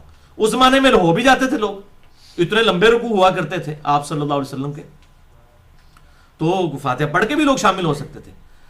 تو وہ بھی آپ صلی اللہ علیہ وسلم نے پیچھے سے اس لیے دیکھ لیا کہ آپ کو پیچھے نظر آتا تھا. تو یہ آپ صلی اللہ علیہ وسلم کا بہت بڑا حصی معجزہ. 9واں معجزہ صحیح بخاری میں 3579، مشکات میں 5910. دیکھ لے کوئی معجزہ بھی بخاری اور مسلم سے باہر نہیں ہے اور سب کے سب مشکات میں بھی موجود ہے. سیدنا عبداللہ ابن مسعود رضی اللہ تعالیٰ عنہ کہتے ہیں کہ ایک سفر کے دوران پانی کم پڑ گیا تو آپ صلی اللہ علیہ وسلم کی خدمت میں پانی کا کٹورا پیش کیا گیا اور میں نے اپنی آنکھوں سے دیکھا کہ آپ کی مبارک انگلیوں سے پانی کے چشمے جاری ہوئے، جس سے صحابہ اکرام نے وضو کیا. اور پھر ابن مسعود کہتے ہیں میں نے خود دیکھا کہ ہم جب آپ کے ساتھ کھانا کھایا کرتے تھے تو ہمیں کھانے کی تسبیح کی آواز بھی آیا کرتی تھی، کھانے کی تسبیح کی. اور یہ قرآن حکیم میں آیت بھی موجود ہے، سورہ بنی اسرائیل آیت نمبر 44، اعوذ باللہ من الشیطان الرجیم، وَإِن مِّن شَيْءٍ إِلَّا يُسَبِّحُ بِحَمْدِهِ، اور کوئی بھی چیز ایسی نہیں ہے جو اللہ کی حمد کے ساتھ اس کی تسبیح بیان نہ کرتی ہو، وَلَٰكِن لَّا تَفْقَهُونَ تَسْبِيحَهُمْ، لیکن تم ان کی تسبیح کو سمجھ نہیں سکتے. جب پیغمبر موجود ہو تو اللہ تعالیٰ بسا اوقات سنوا بھی دیتا تھا. وہ کہتے ہیں ہم نے خود سنا کھانا کھاتے. آپ ذرا امیجن کریں، آپ کھانا کھا رہے ہو اور لقمہ آپ کے منہ میں جا رہا ہو، اس میں سے سبحان اللہ و بحمدی کی آواز آ رہی ہو، تو آپ کا ایمان کس لیول پہ ہوگا؟ یہی وجہ سے صحابہ کرام کا ایمان کس ایپیکس اور چوٹی پہ ہوتا تھا. انہوں نے فزیکلی اس طرح کے حصی معجزات آپ صلی اللہ علیہ وسلم کے دیکھے ہوئے تھے. 10واں حصی معجزہ صحیح بخاری میں 4101، صحیح مسلم میں 5315، مشکات میں بھی موجود ہے 5877. جابر بن عبداللہ انصاری رضی اللہ تعالیٰ عنہ کہتے ہیں غزوہ خندق کے موقع پر آپ صلی اللہ علیہ وسلم کی خدمت میں حاضر ہوئے اور کہا یا رسول اللہ صلی اللہ علیہ وسلم، خندق کھودتے ہوئے ایک پتھر ایسا ہے جو ٹوٹ نہیں رہا، بڑی کوشش کی ہے اس چٹان کے اوپر، ہم نے بڑے کدال مارے وہ ٹوٹتا نہیں. تو آپ نے فرمایا میں خود آتا ہوں. اب آپ صلی اللہ علیہ وسلم خود بنفس نفیس تشریف لائے اور صحابہ کہتے ہیں کہ ہم نے دیکھا کہ آپ صلی اللہ علیہ وسلم کے پیٹ مبارک پہ پتھر بھوک کی وجہ سے تھے بندھے ہوئے، پتھر بندھے ہوئے تھے تاکہ پیٹ کو سہارا ہو جائے. آپ صلی اللہ علیہ وسلم نے ایک کدال ماری اور وہ پوری چٹان ریت کی طرح ایسے بیٹھ گئی. یہ معجزہ ہی ہے. اور پھر وہاں پر حضرت جابر ابن عبداللہ کہتے ہیں میں نے جب حضور کی حالت دیکھی تو میں نے آپ صلی اللہ علیہ وسلم کے لیے ارادہ کیا کہ آپ کو میں کھانا کھلاؤں گھر جا کے. اور صحابہ کہتے ہیں 3 دن کا فاقہ تھا آپ صلی اللہ علیہ وسلم اور باقی اصحاب پہ، 3 دن کا فاقہ.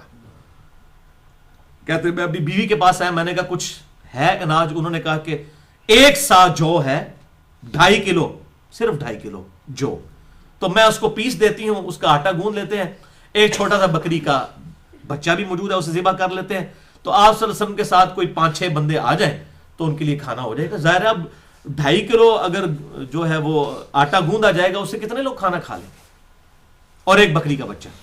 اسی واقعے کو پھر آگے لوگوں نے جوڑ کے پتہ نہیں کہا کہ جی وہ حضرت جابر کے 2 بیٹے تھے، ایک نے دوسرے کو ذبح کر دیا، آپ نے بکری کا بچہ اس کو بھی زندہ کر دیا اس بچے کو. بالکل جھوٹ ہے بھائی، کوڑ مار دینے. ایسے ہی بخاری واقعہ موجود ہے 4101، صحیح مسلم 5315، مشکات 5877. جعلی باتیں خود سے ساتھ ایڈ کی ہوئی ہیں. بہرحال وہ انہوں نے آ کے آپ صلی اللہ علیہ وسلم کے کان میں کہا یا رسول اللہ صلی اللہ علیہ وسلم، وہی میں آپ کو اپنی لینگویج میں کہنا 2-4 بندے لے کے آ جاؤ، کھانے کا انتظام کیتے ہیں. اور کان میں اس لیے کہا کہ تاکہ باقی لوگوں کے لیے کوئی معاملہ ایسا نہ ہو. تو آپ صلی اللہ علیہ وسلم نے بابا سے بلند کہا بھی آج سب کی جابر کے ہاں دعوت ہے. وہ ان کا تو جناب آسان خطا ہو گیا. انہوں نے کہا میں اتنے بندوں کی میں کیسے دعوت کر سکتا ہوں؟ 1000 کے قریب بندہ، وہ تو 10 بندوں کے لیے بھی کھانا نہیں ہے. پھر ان کو تسلی ہوئی، انہوں نے کہا جب اللہ کے نبی نے کہا تو پھر آپ نے تسلی دے دی. کہا جابر جب تک میں نہ آؤں ہنڈیا کو چولہے سے نیچے نہیں اتارنا اور روٹیاں نہیں پکانا شروع کرنی جب تک میں نہ آ جاؤں. آپ صلی اللہ علیہ وسلم تشریف لائے آپ صلی اللہ علیہ وسلم نے اپنا لعاب دہن مبارک، اپنا تھوک مبارک اس ہنڈیا میں ڈالا اور اس کے لیے برکت کی دعا کی، یہ جس سے وہ یہ سال ثواب کے لیے بھی کھانا سامنے رکھ کے اپنے تھوک بھی پوایا کرو نا مولویوں کو، تاکہ خدا کے لیے وہ ایک معجزہ ظاہر تھا. اس کے ساتھ یہ چیز ثابت ہوتی ہے. میں نے اس لیے پورا لیکچر دیا مسئلہ نمبر 74 اسال ثواب پہ، اس میں بتایا کہ پبلک کو پوری باتیں بتایا کریں، ادھوری باتیں نہ بتایا کریں، پوری بات بتائیں تاکہ ان کو سمجھ آئے کہ یہ معجزہ تھا، نہ کہ یہ کہ سامنے کھانا رکھ کے جی وہ کھانا رکھ کے سامنے اس طریقے سے دعا کرنا اور یہ ختم والے طریقے ڈیوائز کرنے کے لیے اس سے پلی لیتے ہیں. تو آپ صلی اللہ علیہ وسلم نے فرمایا کہ اب تم اس آٹے میں سے گونتے جاؤ، آٹے میں سے روٹیاں پکاتے جاؤ اور سالن جو ہے وہ چولہے پہ رہے، اس طریقے سے سالن نکالتے رہو اس میں سے، اس کا ڈھکن اٹھانے کی ضرورت نہیں ہے، ادھر سے جو ہے وہ آٹے کے اوپر سے کپڑا اٹھانے کی ضرورت نہیں، بس نکالتے جاؤ. اور وہ لوگ ٹولیوں کی شکل میں آتے رہے، کھانا کھاتے رہے، حتیٰ کہ جابر بن عبداللہ کہتے ہیں 1000 لوگوں نے وہ کھانا کھایا. اللہ کے محبوب صلی اللہ علیہ وسلم صحابہ کھا کے چلے گئے تو کہتے ہیں میں نے ہنڈیا اٹھا کے دیکھی، وہ اتنی تھی جتنی ہم نے پکائی تھی، اور آٹا جتنا گوندا تھا وہ اتنا ہی تھا. یعنی دعوت تو انہوں نے کی تھی، اللہ کے نبی صلی اللہ علیہ وسلم کے معجزے کی برکت سے سب کے سب لوگ کھا گئے اور ان کے کھانے میں سے بھی کوئی کمی نہیں ہوئی. اب اس سے یہ بات پتہ چلی کہ یہ سب کے سب جو آپ کا فقر تھا نا، آپ کا وہ اختیاری تھا. اگر اللہ کے حضور دعا کرتے تو یہ سارے معاملات آپ کے لیے کھل جاتے. یہ فقر اختیاری تھا، جو بخاری اور مسلم میں آتا ہے کہ آپ کے جسم مبارک پہ چٹائی کے نشان دیکھ کر سیدنا ابو بکر علیہ السلام رضی اللہ تعالیٰ عنہ رو پڑے. ان کا یا رسول اللہ علیہ وسلم کیسر و کثرت دنیا کے مزے لوٹ رہے ہیں اور آپ کے اوپر بھی چادر نہیں تھی، اس لیے انہوں نے آپ کی کمر بھی دیکھ لی. تو آپ نے فرمایا عمر لگتا ہے ابھی دنیا کی حقیقت تجھ پہ نہیں کھلی ہے. حضرت عمر کو کہا جو دنیا سے زاہد تھے، وہ اسی لیے ہوا نا، اس طرح کی تربیت ہوئی تھی. اے عمر کیا اس بات پہ راضی نہیں ہو کہ کیسر و کثرت دنیا کے مزے لوٹے اور ہم آخرت کی سعادت؟ یہ دنیا کے مزے تو ختم ہو جانے والے، آخرت کی سعادت تو ہمیشہ رہنے والی ہے. یہ حدیث بخاری اور مسلم دونوں میں موجود ہے اور یہ بڑی رکت انگیز حدیث ہے. اس طرح کی 17 حدیثیں میں نے بخاری اور مسلم سے مسئلہ نمبر 51 میں بیان کی ہیں. رزق حرام کی مذمت، دنیا پرستی کا انجام اور اس کا علاج، مسئلہ نمبر 51 اہل سنت پاک.com پر. اللہ اکبر. تو یہ الحمدللہ 1000 لوگوں نے وہ کھانا کھایا اور وہ کھانا اسی طریقے سے رہا.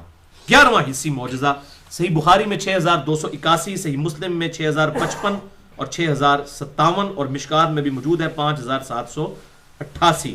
ام سلیم کہتی ہیں، یہ ہم ویسے سلیم اردو میں کہتے ہیں، لفظ سلیم ہے عربی میں. ام سلیم کہتی ہیں کہ آپ یہ بڑھیا عورت تھیں، آپ صلی اللہ علیہ وسلم کبھی کبھار جیسے یہ محلے میں بھی کوئی بوڑھیاں ہوتی ہیں، لوگوں کا بڑا پیار محبت ہوتا ہے، تو آپ کی ماں کی جگہ ہی تھیں، وہاں جاتے تھے کبھی آپ صلی اللہ علیہ وسلم کے لیے چٹائی بچھا دیا کرتی تھی، آپ وہاں پہ آرام فرمایا کرتے تھے. اور آپ صلی اللہ علیہ وسلم جب سویا کرتے تھے اس وقت آپ کو پسینہ بڑا آتا تھا. تو ہوا یہ کہ یہ ام سلیم جو ہے وہ آپ صلی اللہ علیہ وسلم کے ماتھے سے پسینہ پہنچ کے ایک چوڑے منہ والے برتن میں جمع کر رہی تھی. آپ کی آنکھ کھل گئی، آپ فرمایا ام سلیم یہ کیا کر رہی ہو؟ کہا یا رسول اللہ صلی اللہ علیہ وسلم آپ کا پسینہ مبارک بہترین خوشبو ہے، ہم اسے اپنے بچوں کے لیے عطر کے طور پر استعمال کرتے ہیں.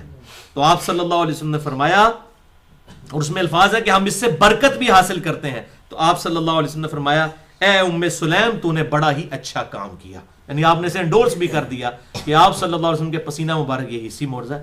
پسینہ تو چاہے سیدنا ابو بکر، عمر، عثمان و علی کا ہو یا میرا آپ کا ہو، خوشبو نہیں آ سکتی. یہ فزیکل فینومینا آف نیچر کو توڑنے والی چیز ہے. آپ صلی اللہ علیہ وسلم کے مبارک پسینے سے الحمدللہ خوشبو آیا کرتی تھی اور صحابہ کرام اسے ایز اے عطر بھی استعمال فرمایا کرتے تھے، سینٹ کے طور پر استعمال فرمایا کرتے تھے. الحمدللہ یہ بہت بڑا معجزہ ہے. بل آپ صلی اللہ علیہ وسلم کے تبرکات کے حوالے سے میں نے الگ سے بھی ایک لیکچر دیا ہے، مسئلہ نمبر 43 وسیلہ اور توسل کے صحیح احکام و مسائل. اور اسی طریقے سے مسئلہ نمبر 118 ہے آپ صلی اللہ علیہ وسلم کے پسینہ مبارک کے بارے میں، خون مبارک کے بارے میں، اسی اعتبار سے پیشاب کے بارے میں اہل سنت کا صحیح عقیدہ کیا ہے. 12واں حصی معجزہ صحیح بخاری میں 2930، صحیح مسلم میں 4612، 4615، 4619، مشکات میں بھی موجود ہے 5888، 5899، 5890. یہ اتنے حوالے میں نے اس لیے دیے کہ بڑی امپورٹنٹ حدیث ہے. غزوہ حنین کے موقع پر آپ کو یاد ہوگا سورۃ التوبہ کے اندر بھی میں نے اس آیت کے اوپر ڈیٹیل سے ڈسکشن کی تھی. سورہ التوبہ آیت نمبر 25 میں یہ بات ڈسکس ہوئی کہ جب مسلمانوں نے اس وقت اپنی کثرت کے اوپر تکبر کیا کہ ہم تو بدر میں 313 تھے، غالب آ گئے، آج تو ہم 12,000 کا لشکر ہے، تکہ بوٹی کر دیں گے کافروں کی. یہ غزوہ حنین مشرکین عرب سے آخری جنگ تھی، یہ فتح مکہ کے بعد ہوئی قبیلہ حوازن کے خلاف، اور بڑے تیر انداز لوگ تھے، اور مسلمانوں کی زبان سے نکل گیا یہ تو شاہی کوئی نہیں نے، آج تو اسی 12,000 ہاں. اور اللہ تعالیٰ کو اس قسم کا جملہ پسند نہ آیا. سورہ توبہ کی آیت نمبر 25 میں اللہ فرماتا ہے فے جناب پیچھے مڑ کے بھی نہ سو ویکھ دے، اس طریقے سے تواڈے اوتے دہشت تاری ہوئی کافراں دی، پیچھے مڑ کے بھی نہیں دیکھتے تھے، اور اللہ کے رسول تمہیں پکار رہے تھے اور تم پھر بھی بھاگ رہے تھے. یہ حالت ہو گئی. اللہ تعالیٰ کو تکبر والا جملہ پسند نہیں ہے کبھی بھی، نیور. تو غزوہ حنین کے موقع پر یہی ہوا کہ سب بھگدڑ مچ گئی. 12,000 میں سے صرف 80 بندے حضور کے ساتھ رہ گئے صلی اللہ علیہ وسلم، باقی سب چھوڑ گئے. یہ فتح مکہ کے بعد کا واقعہ. ایسی بھگدڑ مچی ان کے تیروں کی ڈر کی وجہ سے. اب یہ ایک موقع ہوتا ہے جس میں پتہ چلتا ہے کہ لیڈر فرنٹ سے لیڈ کرے آگے.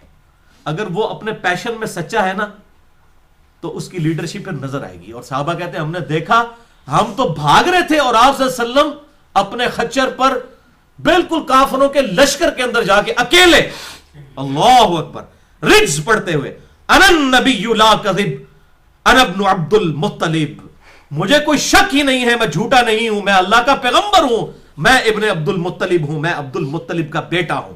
یعنی پوری دنیا مجھے جانتی ہے. یعنی یہ ایک موقع تھا جس میں لوگ چیک کر سکتے تھے. جو غزوہ بدر میں تو آپ وسلم کا خیمہ پیچھے لگا تھا، پریکٹیکلی لڑائی کے لیے آگے نہیں آئے ہیں، تو اس میں تو کوئی کہہ سکتا ہے کہ آپ وسلم پیچھے رہے، آپ کو کیا پتا آگے لڑائی میں کیا ہوا. اور یہاں جب سب بھاگ گئے آپ وسلم فرنٹ سے لیڈ کیا. انا النبی لا کذب انا ابن عبد المطلب، میں عبد المطلب کا بیٹا ہوں، میں اللہ کا پیغمبر ہوں، کوئی شک ہی نہیں ہے، مجھے اپنی نبوت میں کوئی شک ہی نہیں ہے. اور پھر آپ صلی اللہ علیہ وسلم نے یوں زمین کے اوپر ہاتھ مارا اور ایک کنکریوں کی مٹھی پکڑی، اور آپ صلی اللہ علیہ وسلم نے فرمایا، یوں آپ نے اس پہ پھینکتے ہوئے فرمایا کہ ان سب کے چہرے جھلس جائیں. اور صحابہ کہتے ہیں اللہ کی قسم سب کی آنکھوں میں جا کے وہ لگی اور سب کے سب اندھے ہو گئے سامنے. اور آپ صلی اللہ علیہ وسلم رب محمد کی قسم، اس محمد صلی اللہ علیہ وسلم کے رب کی قسم جس نے محمد صلی اللہ علیہ وسلم کو نبی برحق بنا کر بھیجا ہے، کافر شکست خوردہ ہو کر بھاگ گئے ہیں. اور واقعی وہ پھر بھاگ گئے، ان کا زور ٹوٹ گیا. یہ آپ صلی اللہ علیہ وسلم کا معجزہ الحمدللہ اشارتاً اللہ تعالیٰ نے اس کا ذکر قرآن میں بھی کیا ہے سورۃ الانفال کی آیت نمبر 17 میں. وَمَا رَمَيْتَ إِذْ رَمَيْتَ وَلَٰكِنَّ اللَّهَ رَمَىٰ وَمَا رَمَيْتَ إِذْ رَمَيْتَ وَلَٰكِنَّ اللَّهَ رَمَىٰ. اور اے محبوب صلی اللہ علیہ وسلم جب آپ نے وہ مٹھی پھینکی تھی نا کافروں کی طرف، وہ آپ نے نہیں پھینکی تھی، وہ تو اللہ نے پھینکی تھی جبکہ آپ نے پھینکی تھی. اللہ یعنی وہ اللہ کا معجزہ ظاہر ہوا کہ آپ صلی اللہ علیہ وسلم کے مبارک ہاتھوں نے وہ جو کنکریوں کی مٹھی پھینکی کافروں پر، اللہ تعالیٰ نے فرمایا یہ ہم نے پھینکی تھی، جو آپ نے پھینکی یہ ہمارے ڈیوائن ڈیسیژن اس کے پیچھے تھا. اور اس طریقے سے آپ صلی اللہ علیہ وسلم کی ایک اس سے یہ بات پتہ چلی کہ یہ دنیا بقدر ایفرٹ ہے. صحیح مسلم میں آتا ہے آپ صلی اللہ علیہ وسلم جب بنو ثقیف کو دعوت دینے کے لیے گئے طائف کے اندر، تو آپ صلی اللہ علیہ وسلم کو لوہان کر دیا گیا اور پہاڑوں کا فرشتہ آیا کہ آپ اجازت دیں تو ان کو سرمے کی طرح مسل دیں. آپ نے فرمایا ان کی آنے والی نسلیں جو ہیں ہو سکتا ہے ایمان قبول کر لیں، اور واقعی قبول کیا. مختار ثقفی جنہوں نے قاتلین حسین سے بدلہ لیا وہ اسی بنی ثقیف سے تھے، محمد بن قاسم اسی بنی ثقیف سے تھے. تو آپ صلی اللہ علیہ وسلم دعا فرماتے کچھ بھی ہو سکتا تھا، لیکن اللہ تعالیٰ نے دنیا بقدر ایفرٹ رکھی. یا آپ کو ارن کرنا پڑے گا، تکلیف سے گزرنا پڑے گا، تب جا کے کوئی آؤٹ پٹ نظر آئے گی. اس حوالے سے اب بھائیو یہ تو 12 معجزات ہو گئے. اب آخری 5 معجزات جو ہیں وہ اسپیشل پروفیسی سے ریلیٹڈ ہیں، اور اس میں جو آخری ہے اس کو میں نے تھوڑا سا ڈیٹیل سے بھی ڈسکس کرنا ہے. تو اس سے پہلے ایک دفعہ دروشی پڑھ لیجیے. اللہم صلی علی محمد وعلی آل محمد کما صلیت علی ابراہیم وعلی آل ابراہیم انک حمید مجید. اللہم بارک علی محمد وعلی آل محمد کما بارکت علی ابراہیم وعلی آل ابراہیم انک حمید مجید. اب بھائیو آخری 5 مثالیں جو ہیں آپ صلی اللہ علیہ وسلم کے حصی معجزات کے کانٹیکسٹ میں، پرٹیکولرلی آپ صلی اللہ علیہ وسلم کی پروفیسیز کے بارے میں ہیں، مستقبل کی خبروں کے بارے میں. آپ صلی اللہ علیہ وسلم کی پیشن گوئیوں کے بارے میں، جو ظاہر ہے امپاسبل ہے، کسی بھی سائنس کی فیلڈ کے بندے سے بھی آپ پوچھ سکتے ہیں، اس قسم کی پریڈکشن نہیں کی جا سکتی جو آپ صلی اللہ علیہ وسلم کے ذریعے اللہ تعالیٰ نے ظاہر فرمائی، اور وہ پھر منوان اس طریقے سے پوری ہوئی. اس پہ ایک بڑی ڈیٹیل سے کتاب بھی آپ کو مل جائے گی جو اس امت میں آج سے 1000 سال قبل لکھی گئی، اور 5ویں صدی ہجری کے اندر بہت بڑے اہل سنت کے محدث اور امام حاکم کے شاگرد ہیں، امام ابو بکر احمد بن علی بن حسین البیہقی المتوفى 458 ہجری، جنہوں نے 3286 احادیث کا مجموعہ دلائل النبوہ، امام بہیقی کی یہ کتاب دلائل النبوہ، یہ کتاب ہے جس کے اندر اس قسم کی آپ کو احادیث اور آثار آپ صلی اللہ علیہ وسلم کی پروفیسیز کے حوالے سے، معجزات کے حوالے سے بھی مل جائیں گے، اور صحابہ کرام کی کرامات بھی اس کے اندر الحمدللہ موجود ہیں، جو کہ کنٹینیوشن ہے آپ صلی اللہ علیہ وسلم کے معجزات کا. تو اس میں سے میں نے یہ 5 مثالیں اب سلیکٹ کی ہیں، 12 ہم سن چکے، یہ 5 یہ 17 ہو جائیں گی اب ٹوٹل. یہ دلائل النبوہ کتاب آپ کو اردو میں بھی 6 جلدوں میں PDF اس کا نیٹ پہ آسانی سے مل جائے گا، اور خریدنی ہو تو تب بھی آپ کو انشاءاللہ یہ مل جائے گی. ضعیف حدیثیں بھی ہیں، صحیح حدیثیں بھی اس کے اندر موجود ہیں. تو 13واں غیبی خبر والا معجزہ حسی، وہ ہے صحیح مسلم میں 7222، مشکات میں 5938. یہ دیکھ لیں سب کے سب معجزات مشکات میں ضرور موجود ہے، اسی لیے میں کہتا ہوں مشکات از دا انسائکلوپیڈیا آف حدیث. مسئلہ نمبر 111B اسی لیے ریکارڈ کیا ہے مشکات کے مکمل تعارف پہ، کہ مشکات آپ کے گھر آ جائے تو سمجھے آپ کے پاس اہل سنت کی مین سٹریم کی تمام احادیث کی کتابیں اس ایک کتاب میں 6294 احادیث کا مجموعہ مشکات المصابیح. ہماری ویب سائٹ ahlsunnatpak.com پہ شیخ زبیر لزئی رحمہ اللہ المتوفى 1435 ہجری، ان کی تحکیم اور تحقیق اور تخریج کے ساتھ وہ رکھی بھی ہوئی ہے. 3 جلدوں پہ ان کا PDF آپ ڈاؤن لوڈ کر سکتے ہیں، مکتبہ اسلامیہ کی چھپی ہوئی. تو یہ صحیح مسلم 7222، مشکات میں 5938. سیدنا عمر ابن خطاب مولا عمر علیہ السلام ورضی اللہ تعالیٰ عنہ کہتے ہیں کہ نبی صلی اللہ علیہ وسلم نے غزوہ بدر والے دن ایک دن پہلے ہمارے ساتھ زمین پر لکیریں کھینچیں اور فرمایا کل ابو جہل کی لاش یہاں پڑی ہوگی، عتبہ کی لاش یہاں پر پڑی ہوگی، فلاں کی لاش یہاں پر پڑی ہوگی. اللہ اکبر، یہ کوئی بندہ بتا سکتا ہے؟ اور حضرت عمر کہتے ہیں کہ اس اللہ کی قسم جس نے محمد صلی اللہ علیہ وسلم کو نبی برحق بنا کر مبعوث کیا، آپ صلی اللہ علیہ وسلم نے ایک دن پہلے جو نشان لگائے تھے اس سے ذرہ برابر بھی کوئی لاش ہٹی ہوئی نہیں تھی، انہی جگہوں پر ان لوگوں کی لاشیں پڑی ہوئی تھی. یہ امپاسبل ہے بھائیو، بغیر کسی ڈیوائن سورس کے، وہی کے. یہ بتا دینا. اور قرآن حکیم میں تو واضح جن 5 علوم کا ذکر ہے اس میں یہ بھی ہے کہ کوئی جان نہیں جانتا سورہ لقمان کے آخری رکوع کے اندر کہ اس کو موت کہاں، کس سرزمین میں موت آئے گی. ہاں اللہ بتائے، اللہ نے اپنے نبی کو بتایا تو یہ غیبی خبر ہے. آپ صلی اللہ علیہ وسلم نے خود سے نہیں بتائی، کوئی کمپیٹنسی نہیں ہے جو آپ نے حاصل کر لی ہے، بلکہ اللہ تعالیٰ نے بتایا. اور اس لیے میں نے علم غیب پہ پورا لیکچر دیا ہے، مسئلہ نمبر 6A، علم الغیب سے متعلق فرقہ وارانہ نظریات کا تحقیقی جائزہ. اور اس میں جتنی بھی ایکسٹریمز پائی جاتی ہیں ان کا میں نے رد کر کے حق عقیدہ کتاب اللہ اور بخاری اور مسلم کی روشنی میں الحمدللہ اس حوالے سے واضح کیا ہے. 14واں غیبی خبر والا معجزہ صحیح بخاری میں 3062، صحیح مسلم میں 305، مشکات میں 5892. غزوہ حنین کے موقع پر ایک شخص جو کہ آپ صلی اللہ علیہ وسلم کے ساتھیوں میں شامل تھا، اور صحابہ کہتے ہیں وہ مسلمان، ہمارا بھائی دعوے دار ہمارے ساتھ مسلمان تھا، آپ صلی اللہ علیہ وسلم نے اس کے بارے میں فرما دیا کہ یہ دوست کی ہے. اور صحابہ کہتے ہیں وہ تو اتنی جو ہے وہ شجاعت کے ساتھ اور پیشن کے ساتھ لڑ رہا تھا کہ اس نے کتنے کافروں کو قتل کیا. قریب تھا کہ ہمارے دل وسوسے کا شکار ہو جاتے کہ اتنا نیک شخص جو اسلام کے لیے اس طرح لڑ رہا ہے، اس کو حضور کہہ رہے ہیں دوست کی، تو کہیں ایسا نہ ہو کہ یہ خبر ہی غلط نکلے. تو حضور کے بارے میں ہمیں شک و شبہات آنا شروع ہو گئے. اور ایک صحابی کہتے ہیں میں پھر اس کے ساتھ لگ گیا کہ دیکھوں کیا ہوتا ہے. جب اس کو کافی زخم آئے تو اس نے اپنی ترکش سے ایک تیر نکال کے خودکشی کر لی. بولے اعوذ باللہ تعالی. وہ صحابی وہاں سے نعرہ مارتے ہوئے آئے صدق یا رسول اللہ، یا رسول اللہ آپ نے سچ کہا تھا، اس نے تو خودکشی کر لی ہے. تو آپ صلی اللہ علیہ وسلم نے فرمایا اس کے جواب میں، آپ نے فرمایا کہ میں گواہی دیتا ہوں کہ میں اللہ کا بندہ اور اس کا رسول ہوں. یعنی یہ اللہ نے مجھے خبر دی تھی، یہ میرے رسول ہونے کی گواہی ہے کہ میں نے اتنی بڑی پریڈکشن کر دی ہے کہ ایک بندہ جس کے بارے میں کسی نے سوچا بھی نہیں تھا اور آپ صلی اللہ علیہ وسلم یہ دوست کی ہے, خودکشی کر کے مرا. اور پھر آپ صلی اللہ علیہ وسلم نے فرمایا اے بلال اٹھ اور اعلان کر دے, نمبر 1 جنت میں صرف مؤمن ہی جا سکتا ہے, اور نمبر 2 بے شک اللہ تعالیٰ بعض اوقات کسی فاسق سے بھی دین کا کام لے لیتا ہے. یعنی بسا اوقات بڑے بڑے, جیسے یہاں ہمارے ملک کے اندر ذوالفقار علی بھٹو, اگر اس کا ہم دنیاوی کریکٹر کنسیڈر کریں تو ظاہر بہت برا تھا, لیکن اس سے ایک اللہ نے اتنا بڑا کام لیا کہ وہ وقت کا جو دجال تھا غلام احمد قادیانی, اور اس کا وہ سارے کا سارا ڈھکوسلا اتنے عرصے سے چل رہا تھا, بہرحال یہ سہرا اس کے سر پہ سجتا ہے کہ اس کے دور کے اندر کافر قرار دیا گیا. اور یہ اس وقت تو سب پوری دنیا جو ہے اس حوالے سے اتنی دلیر نہیں تھی, جو کہ پھر پاکستان کی گورنمنٹ نے ڈیسیژن لیا تو پھر سعودی عرب نے اور باقی ملکوں میں بھی قادیانیوں کے لیے کفر والا معاملہ ہوا. سب سے پہلا انیشیٹو جو ہے وہ پاکستانیوں نے لیا. تو اللہ تعالیٰ بسا اوقات کسی فاسق سے بھی دین کا کام لے لیتا ہے, یہ آپ صلی اللہ علیہ وسلم نے ارشاد فرمایا.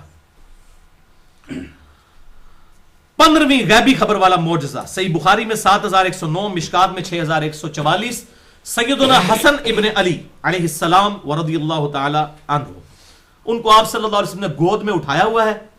کبھی آپ ان کی طرف دیکھتے ہیں, کبھی پبلک کی طرف, اور فرماتے ہیں میرا یہ بیٹا سید ہے, اس کی وجہ سے مسلمانوں کے 2 گروہوں میں اللہ تعالیٰ صلح فرما دے گا. یعنی ایک حضرت علی بن ابی طالب خلیفہ راشد کا گروہ, اور دوسرا حضرت معاویہ بن ابی سفیان جنہوں نے ان کے خلاف بغاوت کی, ان کا گروہ. ان 2 گروہوں کے درمیان اللہ تعالیٰ صلح کروا دے گا. لیکن آپ نے فرمایا کیا ہے, میرا یہ بیٹا سید ہے, اس کی وجہ سے, یعنی یہ قربانی دے گا, اس کی وجہ سے صلح ہوئی نا. انہوں نے اپنی پوسٹ چھوڑی, ان کو تو جو ہے وہ صحابہ کرام نے سیدنا علی کی وفات کے بعد, شہادت کے بعد صحابہ کرام نے ان کو خلیفہ چن لیا تھا.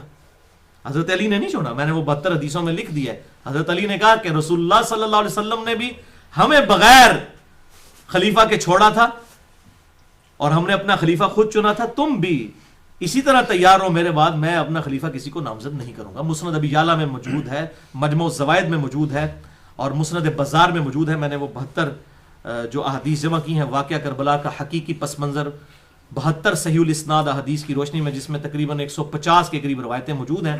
اہل سنت پاک.com پہ ریسرچ پیپر نمبر 5B, اس میں میں نے وہ روایتیں الحمدللہ ڈالی ہوئی ہیں. اب یہ دیکھیں سیدنا حسن رضی اللہ تعالیٰ عنہ, یعنی اس وقت سے تقریباً یہ 30-35 سال بعد واقعہ ہونا تھا, 41 ہجری کے اندر, اور آپ نے پہلے ہی فرما دیا کہ اس کی وجہ سے یہ ہوگا. یعنی یہ 30 سال تو بچہ مرنے والا نہیں, کم از کم 30-35 سال. یہ بہت بڑی پریڈکشن ہے, کوئی کسی کے بارے میں نہیں کر سکتا. غیبی خبر ہے, یہ معجزہ ہے, عقل کو عاجز کر دینے والی چیز ہے, آیتن ہے, اللہ کی نشانی ہے, اور سائن ہے اللہ تعالیٰ کا.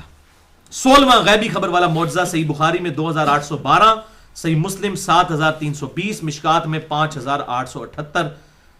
غزوہ خندق کے موقع پر, اور ایک جگہ آتا ہے کہ مسجد نبوی کی تعمیر کے موقع پر آپ صلی اللہ علیہ وسلم نے حضرت عمار ابن یاسر کے مبارک چہرے سے مٹی اپنے مبارک ہاتھوں سے صاف کی. باقی لوگ ایک ایک اینٹ اٹھا کر لا رہے تھے, عمار ابن یاسر 2 اینٹیں اٹھا کے لا رہے تھے. 60+ ایج تھی اس وقت بھی ان کی, اور ایسا جوش تھا, 2 اینٹیں, پتھر بڑے بڑے, اینٹ ساڑھے علی نہ سمجھنا, وڈے وڈے وٹے اٹھا کے لا رہے تھے. آپ سے نے اپنے مبارک ہاتھوں سے ان کی داڑھی اور سر کے بالوں سے مٹی چاڑی اور فرمایا اے سمیہ کے بیٹے, تجھ پہ وہ بڑی مصیبت آئے گی, تجھے ایک باغی جماعت قتل کرے گی, تو ان کو اللہ اور جنت کی طرف بلا رہا ہوگا, اور وہ جماعت تجھے دوزخ کی طرف بلا رہی ہوگی. والعیاذ باللہ تعالی. معاویہ بن ابی سفیان رضی اللہ تعالیٰ عنہ کی جماعت کو نبی صلی اللہ علیہ وسلم نے دوزخ کی طرف بلانے والی جماعت قرار دیا. صحیح بخاری 2812 نمبر حدیث. اب یہ نہیں کہ وہ دوزخی ہو گئے, ان کا عمل ایسا تھا, خلیفہ راشد کے خلاف بغاوت, بدعت کبری یہی ہے.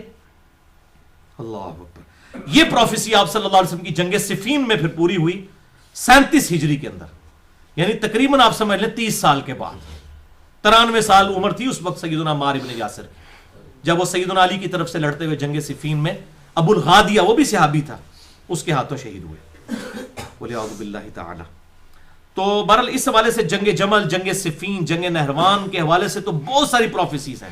آپ صلی اللہ علیہ وسلم کی مستقبل کی کتنی خبریں ہیں جو کہ آپ کی نبوت کو جسٹیفائی کرتی ہیں. یہ حدیثیں کو چھپانے کے لیے تو نہیں تھی, یہ تو بتا. اور دلائل النبوہ نے میں امام بھائیکی نے یہ ساری چیزوں کو آپ کی نبوت کی دلیل بنایا ہے, اور یہ کہتے ہیں جی چھپائیں, اس میں تو بڑے بڑوں کے نام آتے ہیں. بھئی اللہ کے نبی کو نہیں پتا تھا کہ کن بڑے بڑوں کے نام آ رہے ہیں.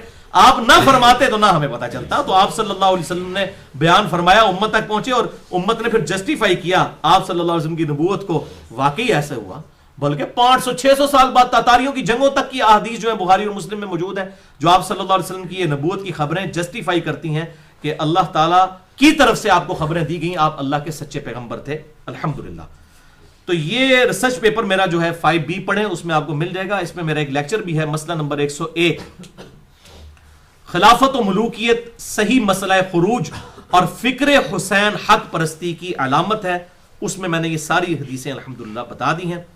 اب 17واں غیبی خبر والا معجزہ, آج جو آخری تھا جس کو میں نے تھوڑا سا ڈیٹیل سے ڈسکس کرنا ہے, وہ صحیح بخاری میں 3617, صحیح مسلم میں 7040 اور مشکات میں 5898. یہ بہت کریٹیکل چیز ہے.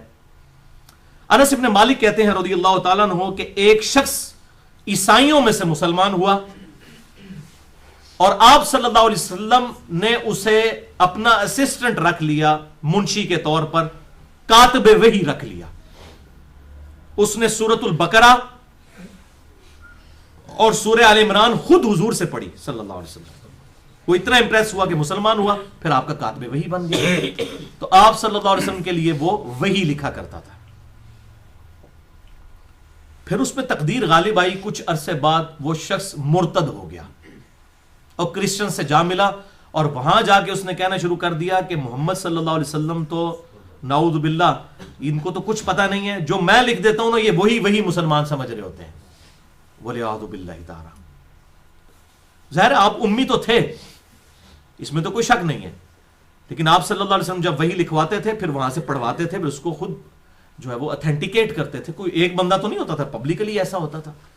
اور یہ آپ کا معجزہ تھا. میں نے پچھلی دفعہ اس کو ڈیٹیل سے ڈسکس کیا کہ آپ کا امی ہونا یہ اللہ تعالیٰ کی طرف سے خاص معجزہ ہے, جس کا ذکر قرآن میں بھی موجود ہے سورۃ العنکبوت میں, کہ اگر اس قرآن کے نزول سے پہلے نہ تو آپ کتاب میں سے کوئی چیز پڑھ سکتے تھے نہ لکھ سکتے تھے, ورنہ کافروں کو شک میں ڈال دیتی کہ یہ کتاب آپ نے خود لکھ لی ہے.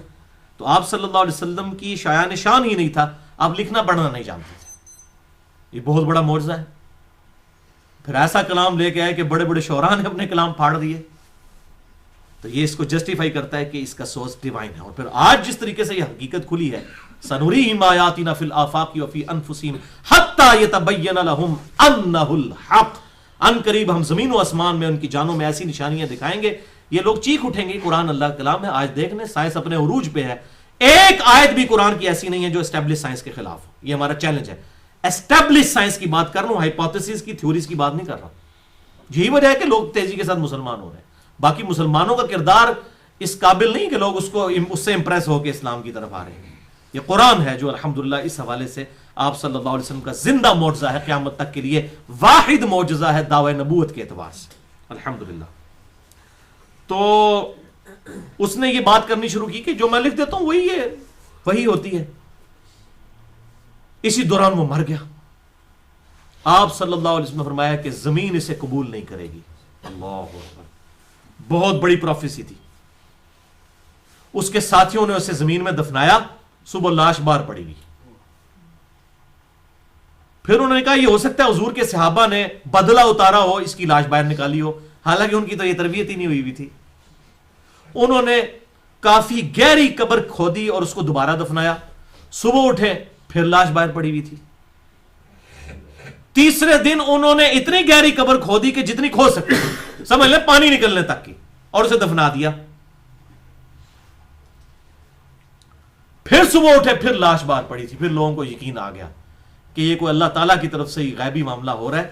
آپ صلی اللہ علیہ وسلم نے جو فرمایا تھا نا زمین اسے قبول نہیں کرے گی, ظاہر ہے آپ صلی اللہ علیہ وسلم کی نبوت کو اس نے چیلنج کر دیا نا. کاتب وحی تھا, کوئی عام کاتب وحی بھی نہیں جس نے سورہ البقرہ اور سورہ آل عمران آپ صلی اللہ علیہ وسلم نے خود پڑھی ہوئی تھی. تو وہ مرتد ہو گیا. تو اس حوالے سے میں اب تھوڑی سی ڈیٹیل گفتگو کرنا چاہتا ہوں کہ بھائیو یہ بڑا ڈر جانے کا مقام ہے. ہمیں اللہ تعالیٰ سے دعا کرنی چاہیے. اللہ تعالیٰ بڑا بے پرواہ ہے. یعنی کاتب وحی ہونا اگر کوئی ٹائٹل ہے اور اس ٹائٹل سے کوئی فائدہ ہونا ہوتا تو اس شخص کو ہو جاتا جس کی لاش ہی اٹھا کے بڑے مار دی گئی. یعنی اللہ تعالیٰ آپ صلی اللہ علیہ وسلم کی اس خدمت کرنے کی برکت سے اس کو بچا لیتا کہ وہ مرتد نہ ہوتا، یہ غلط حرکتیں نہ کرتا، لیکن ایسا نہیں ہوا. اس پہ ایسی تقدیر غالب آئی، جو اس نے برے کام کیے اس کا وہ بال سے چکنا پڑا.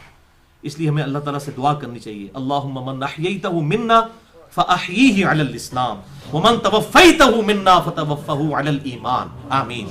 اللہم اجرنا من النار، اللہم اجرنا من النار، اللہم اجرنا من النار. بھائیو، کاتبین وحی کے اعتبار سے اور قرآن حکیم کی اتھینٹسٹی کے اعتبار سے میں یہاں پر تھوڑی سی ڈیٹیل گفتگو کروں، پھر ہماری یہ گفتگو انشاءاللہ 15-20 منٹ میں کنکلوڈ ہو جائے گی. کہ یاد رکھیں کہ قرآن حکیم اپنی حفاظت کے لیے کسی بھی کاتب وحی کا محتاج نہیں ہے. کہ قرآن میں اللہ تعالیٰ نے کیٹاگوریکل مینشن کر دیا ہے، اِنَّا نَحْنُ نَزَّلْنَا الذِّكْرَ وَإِنَّا لَهُ لَحَافِظُونَ، سورۃ الحجر آیت نمبر 9. بے شک اس الذکر، یاد دہانی، اللہ کی یاد دلانے والی، تذکیر دلانے والی کتاب کو ہم نے نازل کیا اور ہم ہی اس کی حفاظت کرنے والے ہیں. اللہ تعالیٰ نے اس کی حفاظت کا ذمہ خود اپنے اوپر لیا ہوا ہے. یہ کسی بھی کاتب وحی کے اعتبار سے کسی کے محتاج نہیں ہے یہ کتاب، کہ فلاں جو ہے، یہ میں اس لیے بات کر رہا ہوں کہ لوگ جو ہیں وہ بڑا عجیب و غریب اس حوالے سے پراپوگنڈا بھی کرتے رہتے ہیں. تو میں یہ معاملہ کلیئر کر دوں، کافروں کی طرف سے بھی ہوتا ہے اور مسلمانوں کے اعتبار سے بھی ہوتا ہے. یہ کتاب وہ ہے جو بھائیوں تواتر کے ساتھ نقل ہوئی ہے، کسی کاتب وحی کی وجہ سے نہیں. آج بھی جب پرنٹنگ پریس سے قرآن بن کے نکلتا ہے نا، اس کی پروف ریڈنگ کون کرتا ہے؟ حافظ قرآن. دنیا میں اس وقت ملینز کی تعداد میں حافظ قرآن موجود ہیں، لاکھوں میں نہیں، ملینز میں الحمدللہ. ایک محتاط اندازے کے مطابق 1 کروڑ کے قریب موجود ہیں. چلیں یہ کوئی بہت ایگزیجریشن ہوگی، لاکھوں میں تو موجود ہیں، لاکھوں میں تو پاکستان میں آپ کو مل جائیں گے الحمدللہ. تو وہ حافظ قرآن اس کو سرٹیفائی کرتا ہے. آپ دیکھیں اس کے اینڈ پہ لکھا ہوتا ہے ہم نے اس کو حرف بہ حرف پڑھا ہے. کہاں سے دیکھ کے پڑھا ہے؟ جو سینہ بسینہ قرآن ٹرانسفر ہوا ہے تواتر کے ساتھ. اہل سنت کے ہاں، اہل تشیع کے ہاں ایک ہی قرآن ہے. یہ بالکل جھوٹا پراپوگنڈا ہے. کوئی شیعہ کا لادہ قرآن ہے تو مسلمانوں جو سنیوں کا قرآن لادہ ہے، اللہ معافی دے. اتنا بڑا مطلب اللہ تعالیٰ نے حفاظت کا ذمہ لیا ہوا ہے، پھر بھی قرآن 2 ہو گئے ہیں. عقل کو نہیں یاد، کیسے ہو سکتا ہے؟ ایسا نہیں ہے. آپ کبھی خود جا کے کسی شیعہ کی مسجد سے جا کے قرآن کھول کے پڑھا ہم نے کہ یار یہی قرآن ہے یا نہیں؟ یہی قرآن ہے جو یہ سعودی عرب سے بھی چھپ رہا ہے بلو بائنڈنگ کے ساتھ اور ریڈ بائنڈنگ کے ساتھ. یہی قرآن جو ہے وہ شام کے رائٹر طلحہ یاسین کا لکھا ہوا ایران سے بھی چھپ رہا ہے. ایک ہی کاپی رائٹ سے لیے میں دونوں نے، وہی چھپ رہا ہے، ایک ہی قرآن ہے. اس لیے میں نے اس پہ الگ سے گفتگو کی ہے، میں اس طرف نہیں جانا چاہتا ورنہ ڈیٹیل ہو جائے گی. مسئلہ نمبر 115 ہے قرآن کی حفاظت کا معجزہ اور سنی شیعہ کے اختلاف کی حقیقت. اس حوالے سے میں نے گفتگو کر دی ہے. تو یہ معجزہ اس حوالے سے کہ آپ صلی اللہ علیہ وسلم کو بھی کہا گیا کہ آپ نے بھی ٹینشن نہیں لینی کہ قرآن کیسے محفوظ ہوگا. اندازہ کریں. اور اس کا ذکر سورۃ القیامہ کی آیت نمبر 16 سے لے کر 19 تک ہے. اللہ تعالیٰ فرماتا ہے اعوذ باللہ من الشیطان الرجیم بسم اللہ الرحمن الرحیم لا تحرک به لسانک. اے محبوب صلی اللہ علیہ وسلم اپنی زبان کو تیزی سے حرکت نہ دیا کریں. لتعجل به، کہ آپ اس کو اجلت کے ساتھ اس کو آپ یاد کر لیں. یعنی آپ جب آپ کے دل پر قرآن نازل ہوتا تھا آپ جلدی جلدی زبان اس کے ساتھ ہلاتے تھے کہ میں کہیں بھول نہ جاؤں. تو اللہ تعالیٰ فرمایا یہ آپ کام نہ کیا کریں. اِنَّ عَلَيْنَا جَمْعَهُ وَقُرْآنَهُ، یہ ہمارے ذمے ہے اس قرآن کو جمع کر دینا آپ کے سینے کے اندر، اس قرآن کو پڑھانا یہ ہمارے ذمے ہے. فَإِذَا قَرَأْنَاهُ فَاتَّبِعْ قُرْآنَهُ، جب قرآن آپ پر پڑھا جا رہا ہو ہماری طرف سے جبریل علیہ السلام کے ذریعے، تو آپ اس قرآن کی پیروی کیا کریں، اس قرات کی پیروی کیا کریں. ثُمَّ عَلَيْنَا بَيَانًا، پھر ہمارے ذمے ہے اس کا بیان بھی کر دینا، یعنی اس کی تشریح بھی احادیث کی شکل میں جو ہوگی یہ بھی اللہ تعالیٰ نے اپنے ذمہ لی ہوئی ہے. اس لیے ڈاکٹر اسرار صاحب نے وہ جو قرآن کی تشریح ریکارڈ کروائی اس کا نام بیان القرآن رکھا. قرآن کا بیان یعنی اس کی ایکسپلینیشن. کاتبین وحی کی تعداد احادیث اور سیرت کی کتابوں میں 20 سے زیادہ ملتی ہے. اس میں سے ایک کا تو آپ حال سن چکے، بخاری اور مسلم کی روشنی میں جو میں بتا چکا کہ وہ مرتد ہو گیا تھا. اسی طریقے سے ایک اور کاتب وحی بھی مرتد ہوا. سنن نسائی میں 4072 اور 4074 نمبر حدیث میں عبداللہ بن سعد ابی سرا جو حضرت عثمان کا رشتہ دار تھا، جس میں میں نے پورا لیکچر بھی ریکارڈ کروا دیا مسئلہ نمبر 116 بی کے عنوان سے. یہ بعد میں پھر اس نے دوبارہ سے اسلام قبول کر لیا اور اسی سے پلی لی ہے ڈاکٹر ذاکر نائک نے بھی کہ اگر کوئی مرتد بھی ہو جائے، اگر وہ توبہ کر لے، پھر اس کو قتل نہیں کیا جائے گا، اس کی توبہ ایکسیپٹ کر لی جائے گی. آکسفورڈ یونیورسٹی کے لوگوں نے جب ان سے کوشچن کیا کہ جی مرتد کی جو اسلام چھوڑ دے اس کی سزا قتل ہے، تو ان کا نہیں، یہ بھی مثال موجود ہے. اسی سے ہی انہوں نے پلی لی. بل یہ بھی کاتب وحی تھا، مرتد ہو گیا اور پھر دوبارہ اس نے اسلام قبول کیا. اسی طریقے سے ایک تیسرے کاتب وحی بھی ہیں، حضرت معاویہ ابن ابی سفیان رضی اللہ تعالی عنہما، جن کا ذکر صحیح مسلم میں اشارتاً ملتا ہے کہ وہ کاتب تھے. وحی کا لفظ موجود نہیں، صرف کاتب کا، خط لکھنے والے.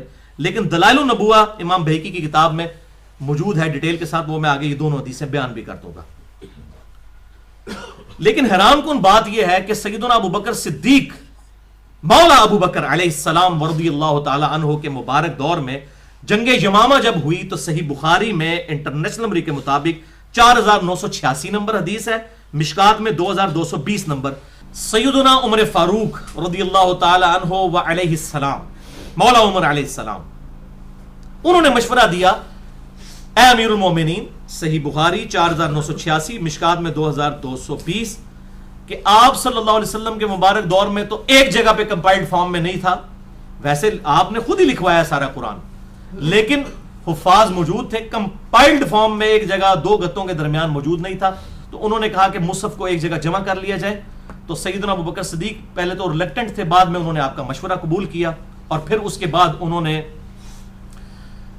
سیدنا زید ابن ثابت رضی اللہ تعالیٰ عنہ کو بلایا اور ان کی ذمہ داری لگائی، اور دو جملے بولے سیدنا ابو بکر صدیق رضی اللہ تعالیٰ عنہ نے.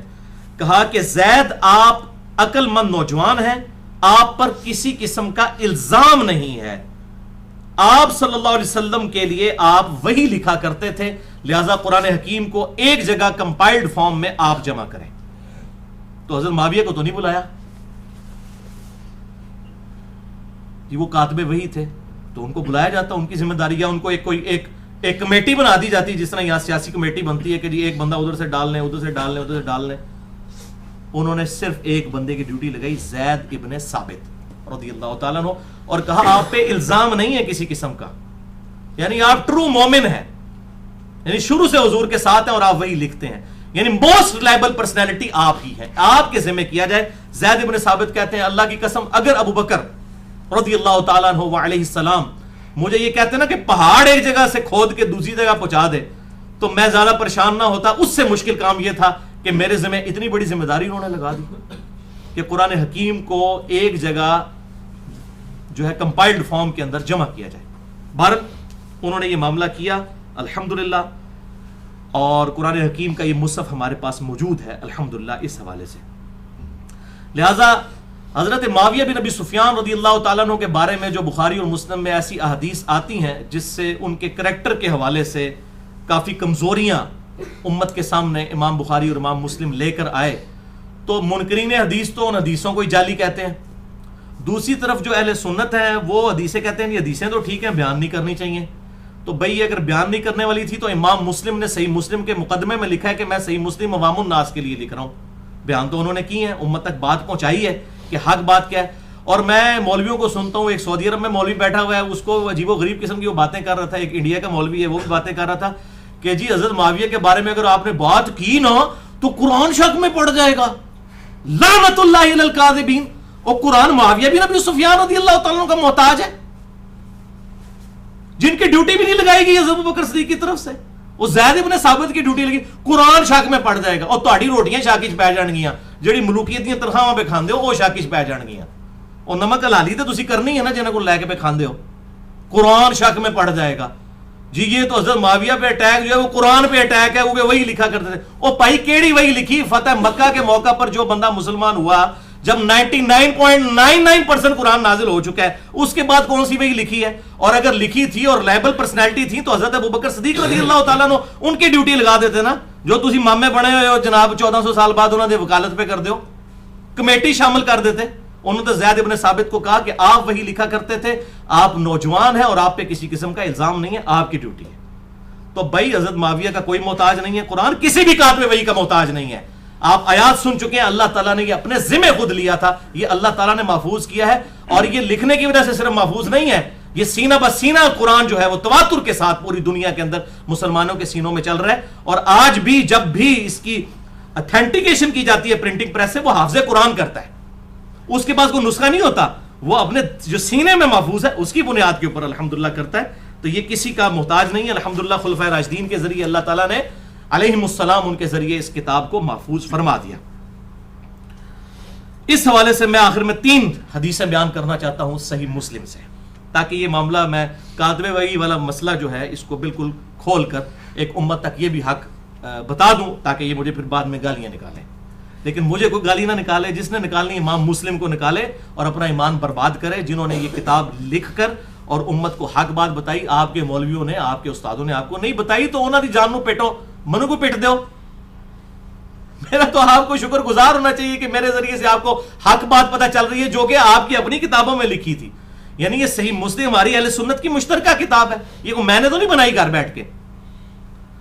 تو اس حوالے سے میں نے ایک پورا ریسرچ پیپر بھی اب لکھ دیا ہے, ریسرچ پیپر نمبر 5B, واقعہ کربلا کا حقیقی پس منظر 72 صحیح الاسناد حدیث کی روشنی میں, جس میں 150 روایتیں میں نے جمع کی ہیں. 72 کا ٹائٹل میں نے شہدائے کربلا کی 72 کی نسبت سے لیا ہے. ایک نمبرنگ پہ 4 5 حدیثیں بھی ہیں اس میں, تاکہ وہ 72 کی نسبت قائم رہے. اور وہ الحمدللہ عربی میں بھی آ چکا ہے. پہلے میں نے عربی میں لکھا ہے, جن کو ہے نا عربی ہم عربی کتابوں سے پڑھتے ہیں, پائی عربی لکھا ہے, پہلے عربی میں لکھا, اردو میں ترجمہ بھی PDF فارم میں اہل سنت پاک.com پہ ریسرچ پیپر نمبر 5B آپ کو مل جائے گا. انگلش کا ترجمہ بھی ہو رہا ہے اور ہندی کا بھی. اردو کو تو اڈل کر دی کی ہے پبلک تو ساری زبانوں میں انٹرنیشنل پمفلٹ الحمدللہ. اس حوالے سے آپ اہل سنت پاک.com سے اس کو ڈاؤن لوڈ کر سکتے ہیں. اس میں بھی میں نے یہ حدیثیں اس میں یہ ڈال دی ہیں. 27 نمبر اس میں جو نمبر آتا ہے اس کے اندر یہ حدیثیں موجود ہیں. پہلی حدیث صحیح مسلم کی انٹرنیشنل نمبر کے مطابق 6409 صحیح مسلم میں ابو سفیان والے چیپٹر کے اندر, اور ہمارے ریسرچ پیپر نمبر 5B میں 27 نمبر پر ہے یہ کہ عبداللہ بن عباس رضی اللہ تعالیٰ عنہ کہتے ہیں کہ ابو سفیان جب فتح مکہ پہ مسلمان ہوا تو مسلمان نہ تو ابو سفیان کے ساتھ بیٹھتے تھے اور نہ اچھی نگاہ سے اس کی طرف دیکھتے تھے. تو یہ حضور کی خدمت میں حاضر ہوئے اور کہا یا رسول اللہ صلی اللہ علیہ وسلم, نہ تو مسلمان میرے پاس بیٹھتے ہیں نہ مجھے کوئی اچھے طریقے سے دیکھتے ہیں. ظاہر ہے پوری زندگی حضور کے ساتھ دشمنی کی, لڑائیاں کرتا رہا. اب ابو جہل تو بدر میں مارا گیا تھا, اس کے بعد ساری جنگیں ابو سفیان نے لڑی ہیں. تو ایک کوئی سوئچ تو نہیں مسلمانوں کے دلوں میں آن ہو جانا تھا کہ ہاں جی آج تو بعد بھائی 180 ڈگری ہو جائے گا کام. مسلمانوں کو قلق تو تھا, تو مسلمان اس کو کوئی اچھا نہیں سمجھتے تھے, بس صرف کلمے کے احترام تک تھی بات. تو انہوں نے آ کے حضور صلی اللہ علیہ وسلم سے کچھ ڈیمانڈز کی کہ اس طریقے سے مسلمانوں کے دلوں میں میرے لیے محبت آ سکتی ہے. اس میں سے ایک ڈیمانڈ یہ تھی کہ میرے بیٹے معاویہ کو اپنا منشی رکھ لیں. یہ کاتب وحی کہتے ہیں, اینج رکھایا گیا جے کاتب وحی, منشی رکھ لیں, آپ کے لیے کتابت کر دے گا, یہ لکھنا پڑھنا جانتا ہے. تو آپ صلی اللہ علیہ وسلم نے ان کی وہ بات مان لی, باقی باتیں بھی مان لی. اور راوی کہتے ہیں صحیح مسلم کے کہ نبی صلی اللہ علیہ وسلم کی یہ مبارک عادت تھی کہ آپ کبھی کسی کو نہ نہیں کیا کرتے تھے. اور وہ کہتے ہیں کہ اگر ابو سفیان خود سے حضور کو نہ کہتا تو آپ صلی اللہ علیہ وسلم کبھی ابو سفیان کی یہ ڈیمانڈ پوری نہ کرتے, یعنی معاویہ کو اپنا کاتب رکھنے والی ڈیمانڈ کبھی خود سے نہ پوری کرتے. یہ ابو سفیان کی دل جوئی کے لیے آپ نے کیا. اور بھائی جی جو بندے سفارشی بھرتی ہوئے ہیں, یہ اسی لینگویج ہے سفارشی, پازیٹیو سفارش کی بات کر رہا ہوں, ان کو آپ نے کہا یہ قرآن ڈاؤٹ میں پڑھ جائے گا جی کاتب وحی. زید ابن ثابت کدھر گیا جس نے ساری کارنامہ کیا ہے؟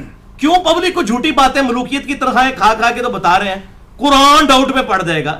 جاہل مولوی پتہ ہی نہیں ان کو کہ قرآن کہاں سے آیا, کس نے محفوظ کیا. انا نحن نزلنا الذکر وانا لہ لحافظون.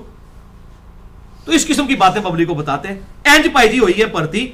اب آپ دیکھیں گے اس کے بعد کیا ہوا. یہ بھی صحیح مسلم میں دوسری حدیث 6628, اور ہمارے ریسرچ پیپر نمبر 5B پہ 27 نمبر پہ, اسی نمبرنگ پہ میں نے اکٹھی ڈالی ہے تاکہ پتہ چلے کہ یہ کاتب وحی کی بھرتی کیسے ہوئی ہے. اس کے راوی بھی عبداللہ ابن عباس ہے رضی اللہ تعالیٰ.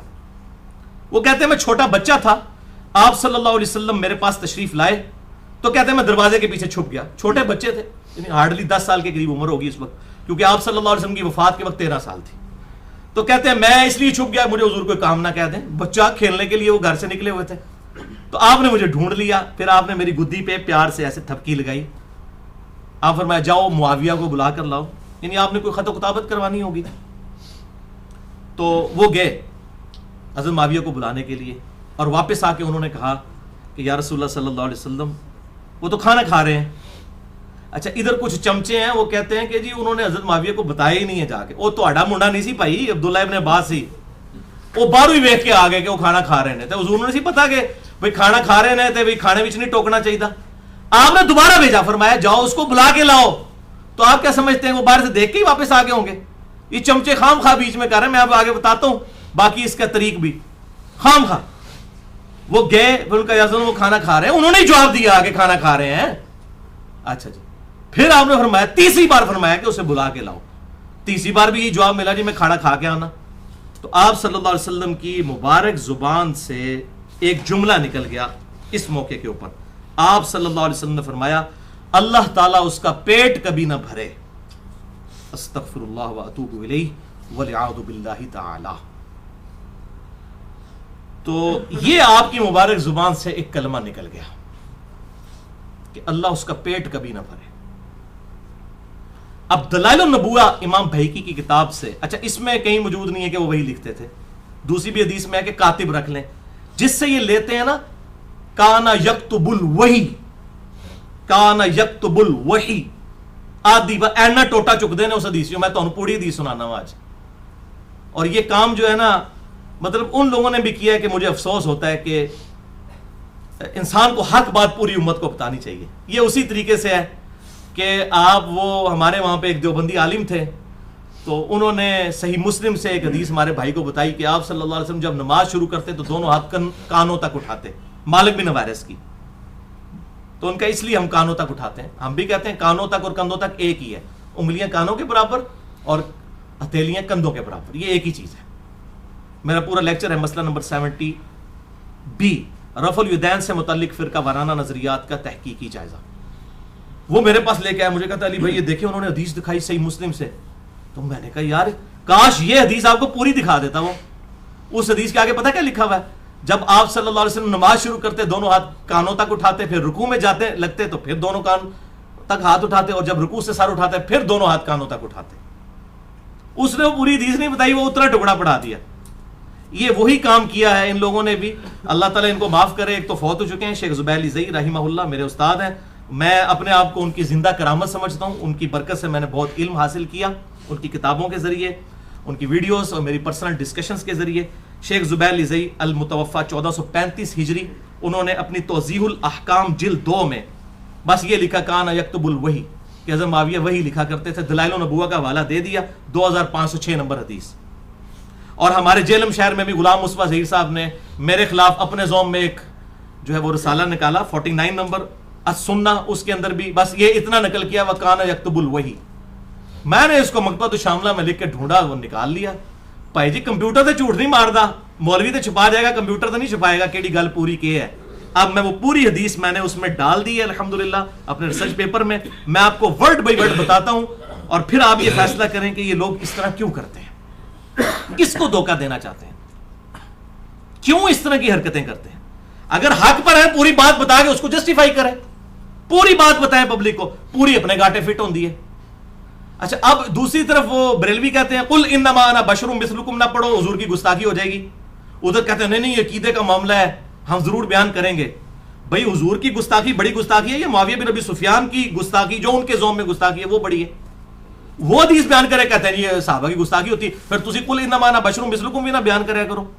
اور آپ یہ بھی نہ بیان کریا کریں جامعہ ترمذی سے کہ حج تمتع پہ پابندی لگا دی تھی حضرت عمر علیہ السلام نے، تو حضرت عبداللہ ابن عمر نے مخالفت کی تھی، تو یہ تو حضرت عمر کی توہین ہے۔ کروڑوں معاویہ ایک عمر کے برابر نہیں ہو سکتے رضی اللہ عنہما، تو بھئی حضرت عمر کی گستاخی تو اہل حدیث کے ہر جو ہے وہ سٹیج سے ہو رہی ہے، اس حوالے سے نہیں، گستاخی نہیں ہے میرے بھائیوں، یہ حق ہے۔ حق کو واضح کرنے کے لیے ظاہر ساری باتیں ہوں گی۔ قرآن میں تو حضرت یوسف علیہ السلام کے بھائی 2 نبیوں کے صحابی ہیں، حضرت یعقوب کے بھی، حضرت یوسف علیہ السلام کے، ان کی غلطیاں بیان ہوئی۔ ان غلطیوں کے بعد لان تان کرنا یہ رافضیوں کا طریقہ ہے۔ اہل سنت کا طریقہ یہ کہ وہ حق بیان کرتے ہیں اور اللہ تعالیٰ کی لعنت کے مستحق نہیں ہو جاتے۔ سورۃ البقرہ کے تحت کہ جو حق چھپاتا ہے اس پہ اللہ کی لعنت اور تمام لعنت کرنے والوں کی لعنت، وہ لعنت سے بچتے ہیں، وہ لعنتی لوگ نہیں ہوتے۔ جو سنی ہوگا صحیح وہ لانتی نہیں ہوگا. یہ ٹنی ہے سارے, میں یہ کہوں ٹنی, سنا کے سنی ٹنی. اور سنی وہ ہوتا ہے جو بکش مسلمان ہو, کتاب و سنت کے مطابق اپنے عقائد رکھتا ہو. تو اب میں آپ کو بتا دیتا ہوں اس کے اندر پوری حدیث دلائل النبوہ 2506 نمبر. انہوں نے تو صرف لکھا وَكَانَ يَكْتُبُ الْوَحِي, وہ وہی لکھا کرتے تھے. اے دسنا جناب کی لکھتے سن. دلائل النبوہ امام بہقی کی کتاب میں آتا ہے, عبداللہ ابن عباس بیان کرتے ہیں کہ میں بچوں کے ساتھ کھیل رہا تھا, رسول اللہ صلی اللہ علیہ وسلم تشریف لائے تو مجھے یہ خیال گزرا کہ آپ میرے لیے ہی آئے ہیں, چنانچہ میں چھپ گیا, مگر آپ صلی اللہ علیہ وسلم نے مجھے ڈھونڈ نکالا. آپ صلی اللہ علیہ وسلم نے مجھے ہلکی سی تھپکی لگائی اور فرمایا جاؤ معاویہ کو بلا کر لاؤ. اور وہ وہی لکھا کرتے تھے. اے جی پائی ٹوٹا بھی چکڑ لے انہوں نے, وَكَانَ يَكْتُبُ الْوَحِي. میں گیا اور انہیں پیغام دیا, یہ الفاظ موجود ہیں دلائل النبوہ میں, میں نے پیغام دیا حضرت معاویہ کو کہ آپ کو حضور بلا رہے ہیں. کہنا جی ہو جائے باہروں ہی ہو کے آگے سے کھانا ویکتے, اور چمچوں کو صاحب نہ کام کرو, کو کام ایسا کرو جڑا کدھر جچدا بھی ہوگا. جھوٹتا کوڑتے نہ مارو, سچی گل دسو. کہتے ہیں میں گیا انہیں پیغام دیا تو جواب میں کہا گیا وہ کھانا کھا رہے ہیں. میں نے آ کے آپ صلی اللہ علیہ وسلم کو بتا دیا. آپ صلی اللہ علیہ وسلم نے کچھ دیر بعد پھر فرمایا جاؤ معاویہ کو بلا کر لاؤ. پھر میں گیا, پھر وہی جواب ملا. پھر آپ صلی اللہ علیہ وسلم کو بات بتائی. پھر آپ نے تیسری بار فرمایا کہ اللہ تعالیٰ اس کا پیٹ نہ بھرے. یہ آپ صلی اللہ علیہ وسلم کی مبارک زبان سے نکل گیا. اچھا وہ کہتے ہیں جناب یہ دعا دی ہے ان کو, اس کا پیٹ نہ بھرے, یہ دعا دی ہے. اچھا وہ آگے الفاظ موجود ہیں, دعا کیا دی ہے, آگے الفاظ بھی دیکھیں. اسی حدیث کے راوی سیدنا ابو حمزہ فرماتے ہیں کہ پھر حضرت معاویہ کا پیٹ پوری زندگی کبھی نہیں بھر سکا. انہوں نے دعا نہیں لکھا, انہوں نے کہا انہوں نے ٹیڈ نہیں پھر کدے پڑیا. یعنی وہ دنیا داری والا معاملہ ان کے اوپر غالب ہو گیا. مراد یہ وہ راوی حدیث کا کہنا, کہتا ہے نہیں حدیث کا راوی فارم جانتا ہے. اے راوی ابو حمزہ نے لکھ دیا. اور امام بہقی ساتھ کیا لکھتے ہیں, راوی کے یہ الفاظ اس بات کی دلیل ہے کہ رسول اللہ صلی اللہ علیہ وسلم کی دعا قبول بھی ہو گئی کہ ان کا پیٹ نہیں کبھی بھرا. اے پوری گال سیجے وَكَانَ يَكْتُبُ الْوَحِي. دیکھیں کس پبلک کو آپ دھوکہ دے رہے ہیں بھائی. اب انٹرنیٹ کا دور ہے, ہر چیز پبلک کے ہاتھ میں آ چکی ہے. آپ بےمانیاں کریں گے, پکڑے جائیں گے, بے عزت ہوں گے. اور یہی وجہ ہے کہ جب ہمارے لیکچر لوگ سنتے ہیں وہ اپنے علماء سے جا کے لڑتے ہیں, وہ کہتے ہیں تو کیا کس نے دی تجھے گال سنو, بجائے یہ کہ کوئی جواب دے. جواب تو ہوتا نہیں ہے. تو وہی بات ہے کہ جناب وہ اب بات سنے ہی نہ, تو انہوں کیا کہ بخاری مسلم نماز کا طریقہ پڑھو رفع الیدین نال, انہوں تے کرنا پہ جائے گا. تو بھائی بخاری اور مسلم صرف رفع الیدین کے لیے نہیں ہے, یہ پوری کی پوری ماننا ہے نا. یہ یہودیوں والا کام تو نہ کریں. افتؤمنون ببعض الکتاب وتکفرون ببعض, کتاب کے کچھ حصے کو مانتے ہو کچھ کو چھوڑ دیتے ہو. اسی کی تو ذلت خواری پھر کاٹ رہے ہو. حق بات قبول کرو, جو جھوٹی بات ہے کوئی غلط بات ہے تو ہمیں بتاؤ کہ یہ بات اس طریقے سے ہے, وہ بات جو ہے وہ اس طریقے سے سامنے آ جائے گی. لیکن اس طریقے سے جھوٹا پراپوگنڈا کرنا, دشمنیاں کرنا, یہ بات کوئی غلط ہے اور آج کی پبلک نہیں آپ کو قبول کرے گی. یہی وجہ ہے کہ آپ کی روٹی روزی بند ہو گئی ہے. تو پائی اسی ان روٹی تے لت مار چھڑی ہے تو سائیں ساڑھے خلاف ہو گئے نے. پھر تو اب جسے شوق ہو وہ ریسرچ پیپر نمبر 5B اور میرا لیکچر مسئلہ نمبر 101 ضرور سنیں. خلافت و ملوکیت, صحیح مسئلہ خروج اور فکر حسین حق پرستی کی علامت ہے. مسئلہ نمبر 101 اہل سنت پاک.com پر. الحمدللہ. بہرحال جہاں تک حضرت معاویہ بن ابی سفیان رضی اللہ تعالیٰ عنہ کی یہ فضیلت ہے جس کو ہم میں سے کوئی بھی نہیں پہنچ سکتا کہ وہ صحابی ہے, اس میں کوئی شک نہیں ہے. یہ فضیلت ہے اور یہی ایک فضیلت ہے جو ثابت ہے کہ آپ صحابی ہیں. That's all. اور یہ میں اپنی طرف سے بات نہیں کر رہا ہوں کہ ان کی صرف یہی فضیلت ثابت ہے. اب میں آپ کو بتانے لگا ہوں پوری دنیا کے اندر صحیح بخاری کی جو نمبر 1 شرح لکھی گئی ہے وہ فتح الباری ہے. امام ابن حجر اسقلانی رحمہ اللہ, المتوفا 852 ہجری, جسے اہل سنت کہلوانے والے سارے گروہ, بریلوی, دیوبندی, اہل حدیث, اسی طریقے سے حنفی, شافعی, مالکی, حنبلی, سب کے سب کہتے ہیں جی فتح الباری جو ہے اور امام ابن حجر اسقلانی وہ اتھینٹک شرح ہے صحیح بخاری کی. اس اتھینٹک کی جو میں ورڈ بائی ورڈ پڑھنے لگا ہوں تاکہ آپ کو معاملہ پتہ چل جائے کہ ابن حجر اسقلانی نے اس حوالے سے ٹروتھ کیا ریویل کیا ہے. مناقب صحابہ والا جو چیپٹر ہے صحیح بخاری میں, اس میں جب حضرت معاویہ رضی اللہ تعالیٰ عنہ کا ذکر آتا ہے تو 3 حدیثیں انہوں نے جمع کی ہیں صرف امام بخاری نے ان کے فضائل میں, اور اس کی ہیڈنگ فضائل معاویہ نہیں رکھی بلکہ رکھا ذکر معاویہ, ذکر معاویہ, معاویہ کا تذکرہ. اب یہ باب کا نام ذکر معاویہ جو رکھا گیا، اس پہ کامنٹس کر رہے ہیں امام ابن حجر اسقلانی. یہ میرے کامنٹس نہیں، کسی شیعہ کے نہیں، کسی ناصبی کے نہیں، کسی رافضی کے نہیں، یہ ایک سنیوں کے امام کے کامنٹس ہیں. امام ابن حجر اسقلانی المتوفا 852 ہجری، ان کے کامنٹس میں ورڈ بائی ورڈ. یہ جو بعد میں قسطنطینیہ والی بشارت اٹھا لیتے ہیں، کبھی سمندری جہاد والی بشارت اٹھا لیتے ہیں بخاری میں سے اور فٹ کرنا شروع کر دیتے ہیں کبھی کس پہ کبھی کس پہ.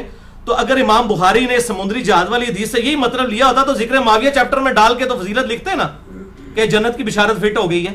ہم نہیں کہتے کسی کو دوست کی ہے جنتی کے ہیں، لیکن جو بات بنتی ہے امام بخاری سے فرشتیاں نہیں سی پتا، تو 1400 سال بعد پتا لگی کہ بخاری میں یہ حدیث ہے سمندری. میں آپ کو جنت کی بشارت ابھی دلوا دیتا ہوں. صحیح مسلم میں حدیث ہے انٹرنیشنل نمبر کے مطابق 553 نمبر کہ جس شخص نے پورے خشوع وضو کے ساتھ وضو کیا اور اس کے بعد 2 رکعتیں پڑھ لیں تحیۃ الوضو کی توجہ کے ساتھ، اس پہ جنت واجب ہو جائے گی. لو ہاں، کوئی قسطنطنیہ کوئی سمندری جہاد کی ضرورت نہیں تانوں، اس بعد جو مرضی کرتے رہو. اس طرح نہیں ہوتا، اور نہ امام بخاری نے اس کو اس چیپٹر میں ڈالا ہے. اب میں زیادہ ڈیٹیل میں نہیں جانا چاہتا، عقل مندوں کے لیے اتنا ہی اشارہ کافی ہے. امام ابن حجر اسقلانی کے کامنٹس صحیح بخاری فتح الباری میں اس باب ذکر معاویہ والی جو حدیث آئی ہے 3766 نمبر صحیح بخاری میں 3766، اس کے تحت ابن حجر اسقلانی کے کامنٹ سنے تے گالاں کٹ رہی ہیں تے ابن حجر نو کڈو، منو نہ کڈنا، میرا کوئی قصور نہیں جے. چور نہ مارو، چور دی ماں نو مارو. امام ابن حجر اسقلانی لکھتے ہیں امام بخاری رحمۃ اللہ علیہ نے یہاں صحیح بخاری میں حضرت معاویہ رضی اللہ تعالیٰ عنہ سے متعلق باب کے عنوان میں صرف لفظ ذکر معاویہ بیان کیا اور فضیلت یا منقبت جیسے الفاظ استعمال نہیں کیے، یعنی فضائل معاویہ نہیں لکھا، کیونکہ اس حدیث سے کوئی فضیلت معلوم ہی نہیں ہوتی. وہ حدیث کیا تھی کہ حضرت معاویہ ایک وتر پڑھا کرتے تھے. تو ابن عباس کو آ کے شکایت کی گئی کہ یہ تو ایک ہی وتر پڑھتے ہیں. تو انہیں شکایت کی گئی کہ وہ ایک ہی وتر پڑھتے ہیں. شکایت تو انہوں نے کہا وہ صحابی ہیں، ان کو چھوڑ دو، فقیہ ہیں وہ، اگر یہ کام کر رہے ہیں تو ان کے اوپر کوئی یہ ہے جناب. اس میں سے انہوں نے لکھا ہے کہ فقیہ اور صحابی ہم مانتے ہیں الحمدللہ، عقلمند صحابی تھے، بہت عقلمند تھے، ہم مانتے ہیں، اس میں کوئی شک نہیں ہے. تو یہ فضیلت نکلی ہے، اور اس حدیث کے تحت یہ سارے کامنٹس چل رہے ہیں ابن حجر اسقلانی کے. تو وہ کہتے ہیں کہ امام بخاری نے لفظ فضیلت یا منقبت جیسے الفاظ ذکر نہیں کیے کیونکہ اس حدیث سے کوئی فضیلت معلوم ہی نہیں ہوتی. یہ ابن حجر لکھ رہے ہیں، میں نے نہیں. البتہ ابن عباس کا حضرت معاویہ کے لیے فقیہ اور صحابیت کا بیان کرنا بطور فضیلت کافی ہے. تاہم امام ابن ابی عاصم رحمہ اللہ نے حضرت معاویہ کے مناقب میں ایک رسالہ لکھا ہے. اسی طرح کا کام ابو عمر غلام نے بھی کیا اور ابو بکر نقاش نے بھی کیا. اور امام ابن جوزی المتوفا 597 ہجری، جنہوں نے جزید کے خلاف کتاب بھی لکھی ہے، محدث ابن جوزی، انہوں نے من گھڑت احادیث کی نشاندہی کرنے والی ان کی مشہور کتاب الموضوعات میں بھی کچھ روایتیں ذکر کی ہیں. کتنے کتنیاں نے؟ الموضوعات. یہ انگوٹھے چومنے والی حدیث بھی الموضوعات میں ہے. وہ ہم بریلویوں سے والا مانے، وہ کہتے ہیں موضوعات شریف. موضوع کہتے ہیں گھڑی ہوئی حدیث. اے بھی یہ حضرت معاویہ دی بڑی فضیلتاں آئی ہیں نا، موضوعات شریف اس نے گھڑی ہوئی حدیث ہیں. یہ ابن جوزی لکھتے ہیں موضوعات شریف، یہ موضوعات بھی شریف ہو گیا. میں بھی کچھ روایتیں ذکر کر کے امام اسحاق بن راہوے المتوفا 238 ہجری، جو امام بخاری کے استاد ہیں، ان کا قول ابن جوزی نے نقل کیا کہ حضرت معاویہ کی فضیلت میں صحابیت کے سوا کوئی بھی چیز ثابت نہیں ہے. امام ابن حجر اسقلانی مزید لکھتے ہیں یہی وجہ ہے کہ امام بخاری نے بھی اپنے استاد امام اسحاق بن راہوے المتوفا 238 ہجری پر ہی اعتماد کیا ہے اور حضرت معاویہ کے ذکر میں لفظ فضیلت یا منقبت استعمال کرنے سے گریز کیا. تاہم اپنی گہری نظر سے ایسا استنباط فرمایا، یعنی حضرت معاویہ کو صحابی ثابت کیا کہ جس سے روافظ کی بھی سرکوبی ہو جائے. یہ مردود جو رافضی کہتے ہیں کہ نعوذ باللہ وہ منافق تھے یا کافر تھے، حضرت معاویہ بن ابی سفیان رضی اللہ تعالیٰ عنہ، ان کا بھی رد کیا انہوں نے تاکہ یہ ثابت ہو جائے کہ وہ صحابی تھے، انہوں نے کلمہ پڑھا تھا، مسلمان ہوئے تھے. اور امام نسائی المتوفا 303 ہجری کا واقعہ اس بارے میں مشہور ہے. انہوں نے بھی اپنے استاد امام نسائی کے بھی استاد ہیں، امام بخاری کے بھی استاد ہیں، امام اسحاق بن راہوے المتوفا 238 ہجری، ان پر اعتماد کیا اور اپنی مشہور کتاب فضائل صحابہ میں کوئی بھی حدیث حضرت معاویہ کی فضیلت میں ذکر نہیں کی. اور پھر امام حاکم المتوفا 405 ہجری کا بھی قصہ اسی طرح ہے. امام ابن جوزی المتوفا 597 ہجری نے عبداللہ بن احمد سے ان کے والد امام احمد بن حنبل کا مکالمہ بھی نقل کیا ہے جو انہوں نے اپنے والد احمد بن حنبل سے پوچھا، یہ ہے بڑی کریٹیکل بات جو امام ابن جوزی المتوفا 597 ہجری نے نقل کی ہے۔ امام احمد بن حنبل سے ان کے بیٹے نے پوچھا کہ سیدنا علی بن ابی طالب اور حضرت معاویہ بن ابی سفیان رضی اللہ تعالی عنہما کے اختلاف سے متعلق آپ کی کیا رائے ہے؟ تو امام احمد بن حنبل المتوفا 241 ہجری نے کچھ دیر تک سر جھکائی رکھا۔ یہ میں ان کے جواب دیں پتر رہا ہوں، ادھر گستاخی نہ ہو جائے تو سوچتے رہے تھوڑی دیر تک، یا کوئی ایسا جملہ بولوں کہ وہ سب کچھ کمپریہنسو ہو۔ تھوڑی دیر بعد انہوں نے سر اٹھا کر کہا، میرے بیٹے خوب سمجھ لے، سیدنا علی بن ابی طالب کے دشمن بہت زیادہ تھے جنہوں نے ان کے عیب تلاش کرنے کی بڑی کوشش کی مگر ناکام رہے۔ چنانچہ ان دشمنوں نے ایک متبادل چال کے طور پر ایک دوسرے شخص یعنی معاویہ بن ابی سفیان کو اپنے مقصد کی برآوری کے لیے موزوں پایا جو کہ ان سے جنگیں کر چکا تھا۔ چنانچہ ان دشمنوں نے حضرت علی رضی اللہ تعالیٰ عنہ کے مقابلے پر حضرت معاویہ کو بڑھا چڑھا کر پیش کیا۔ امام احمد بن حنبل کے اس جواب میں اشارہ ہے، یہ ابن حجر اسقلانی لکھتے ہیں کہ یہ احمد بن حنبل نے جو کہا نا کہ انہوں نے بڑھا چڑھا کے پیش کیا، تو ابن حجر اس پہ کامنٹس کر رہے ہیں۔ وہ کہتے ہیں کہ اس میں احمد بن حنبل نے یہ جواب دیا، اس میں اشارہ ہے کہ کچھ لوگوں نے حضرت معاویہ کے لیے بے بنیاد فضائل گھاڑ لیے ہیں جن کی کوئی اصلیت نہیں ہے۔ یہ حقیقت ہے کہ حضرت معاویہ رضی اللہ تعالیٰ عنہ کے لیے روایات فضیلت تو بہت زیادہ آئی ہیں، مگر ان احادیث میں سے کوئی ایک حدیث بھی اسنادی اعتبار سے اصول محدثین پر صحیح نہیں ہے، کیٹیگوریکل ڈینائی۔ اسی لیے امام اسحاق بن راہوی، امام نسائی رحمہ اللہ نے اس موقف کو بڑے یقین کے ساتھ اختیار کیا ہے کہ حضرت معاویہ رضی اللہ تعالیٰ عنہ کی فضیلت میں صحابیت کے علاوہ کوئی اور چیز ثابت نہیں ہے۔ یہ ہے بھائیو وہ ساری چیز۔ البتہ میں چونکہ منصف مزاج آدمی ہوں، میں آخر میں ان کی صحابیت ثابت کرنے کے لیے اپنی گفتگو کو کنکلوڈ کرتا ہوں۔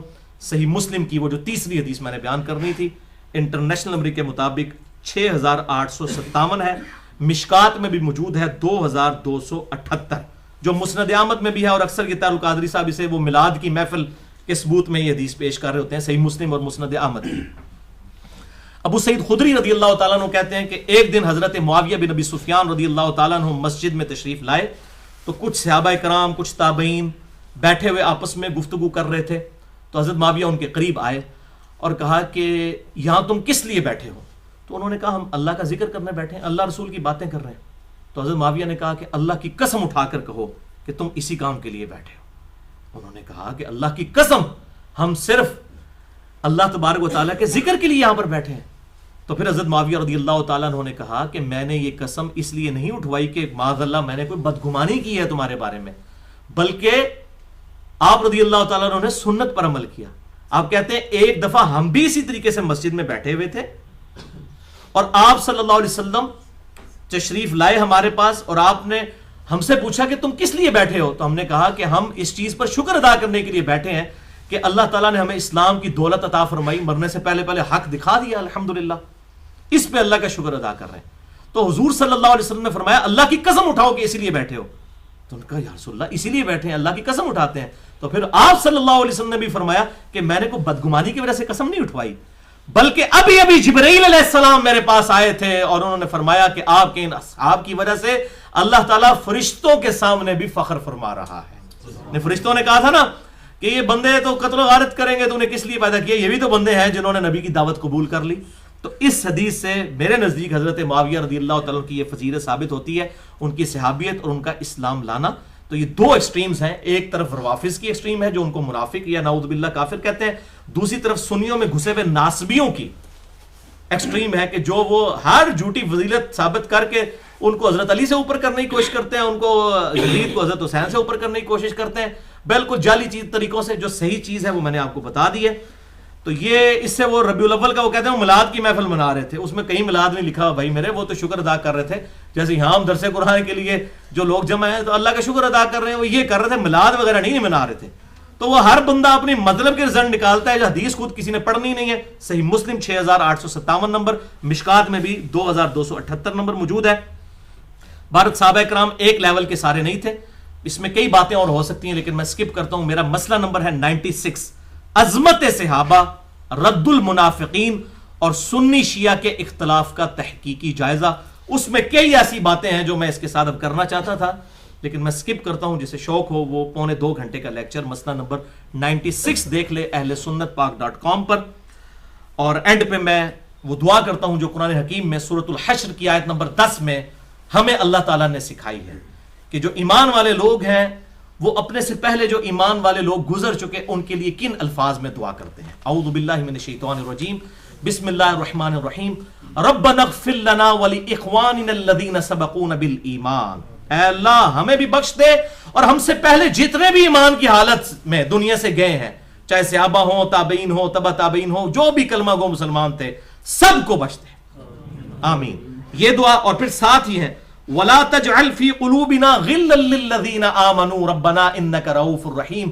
اے اللہ ان مسلمانوں کے بارے میں ہمارے دل میں کوئی برائی کوئی کینہ نہ رکھنا.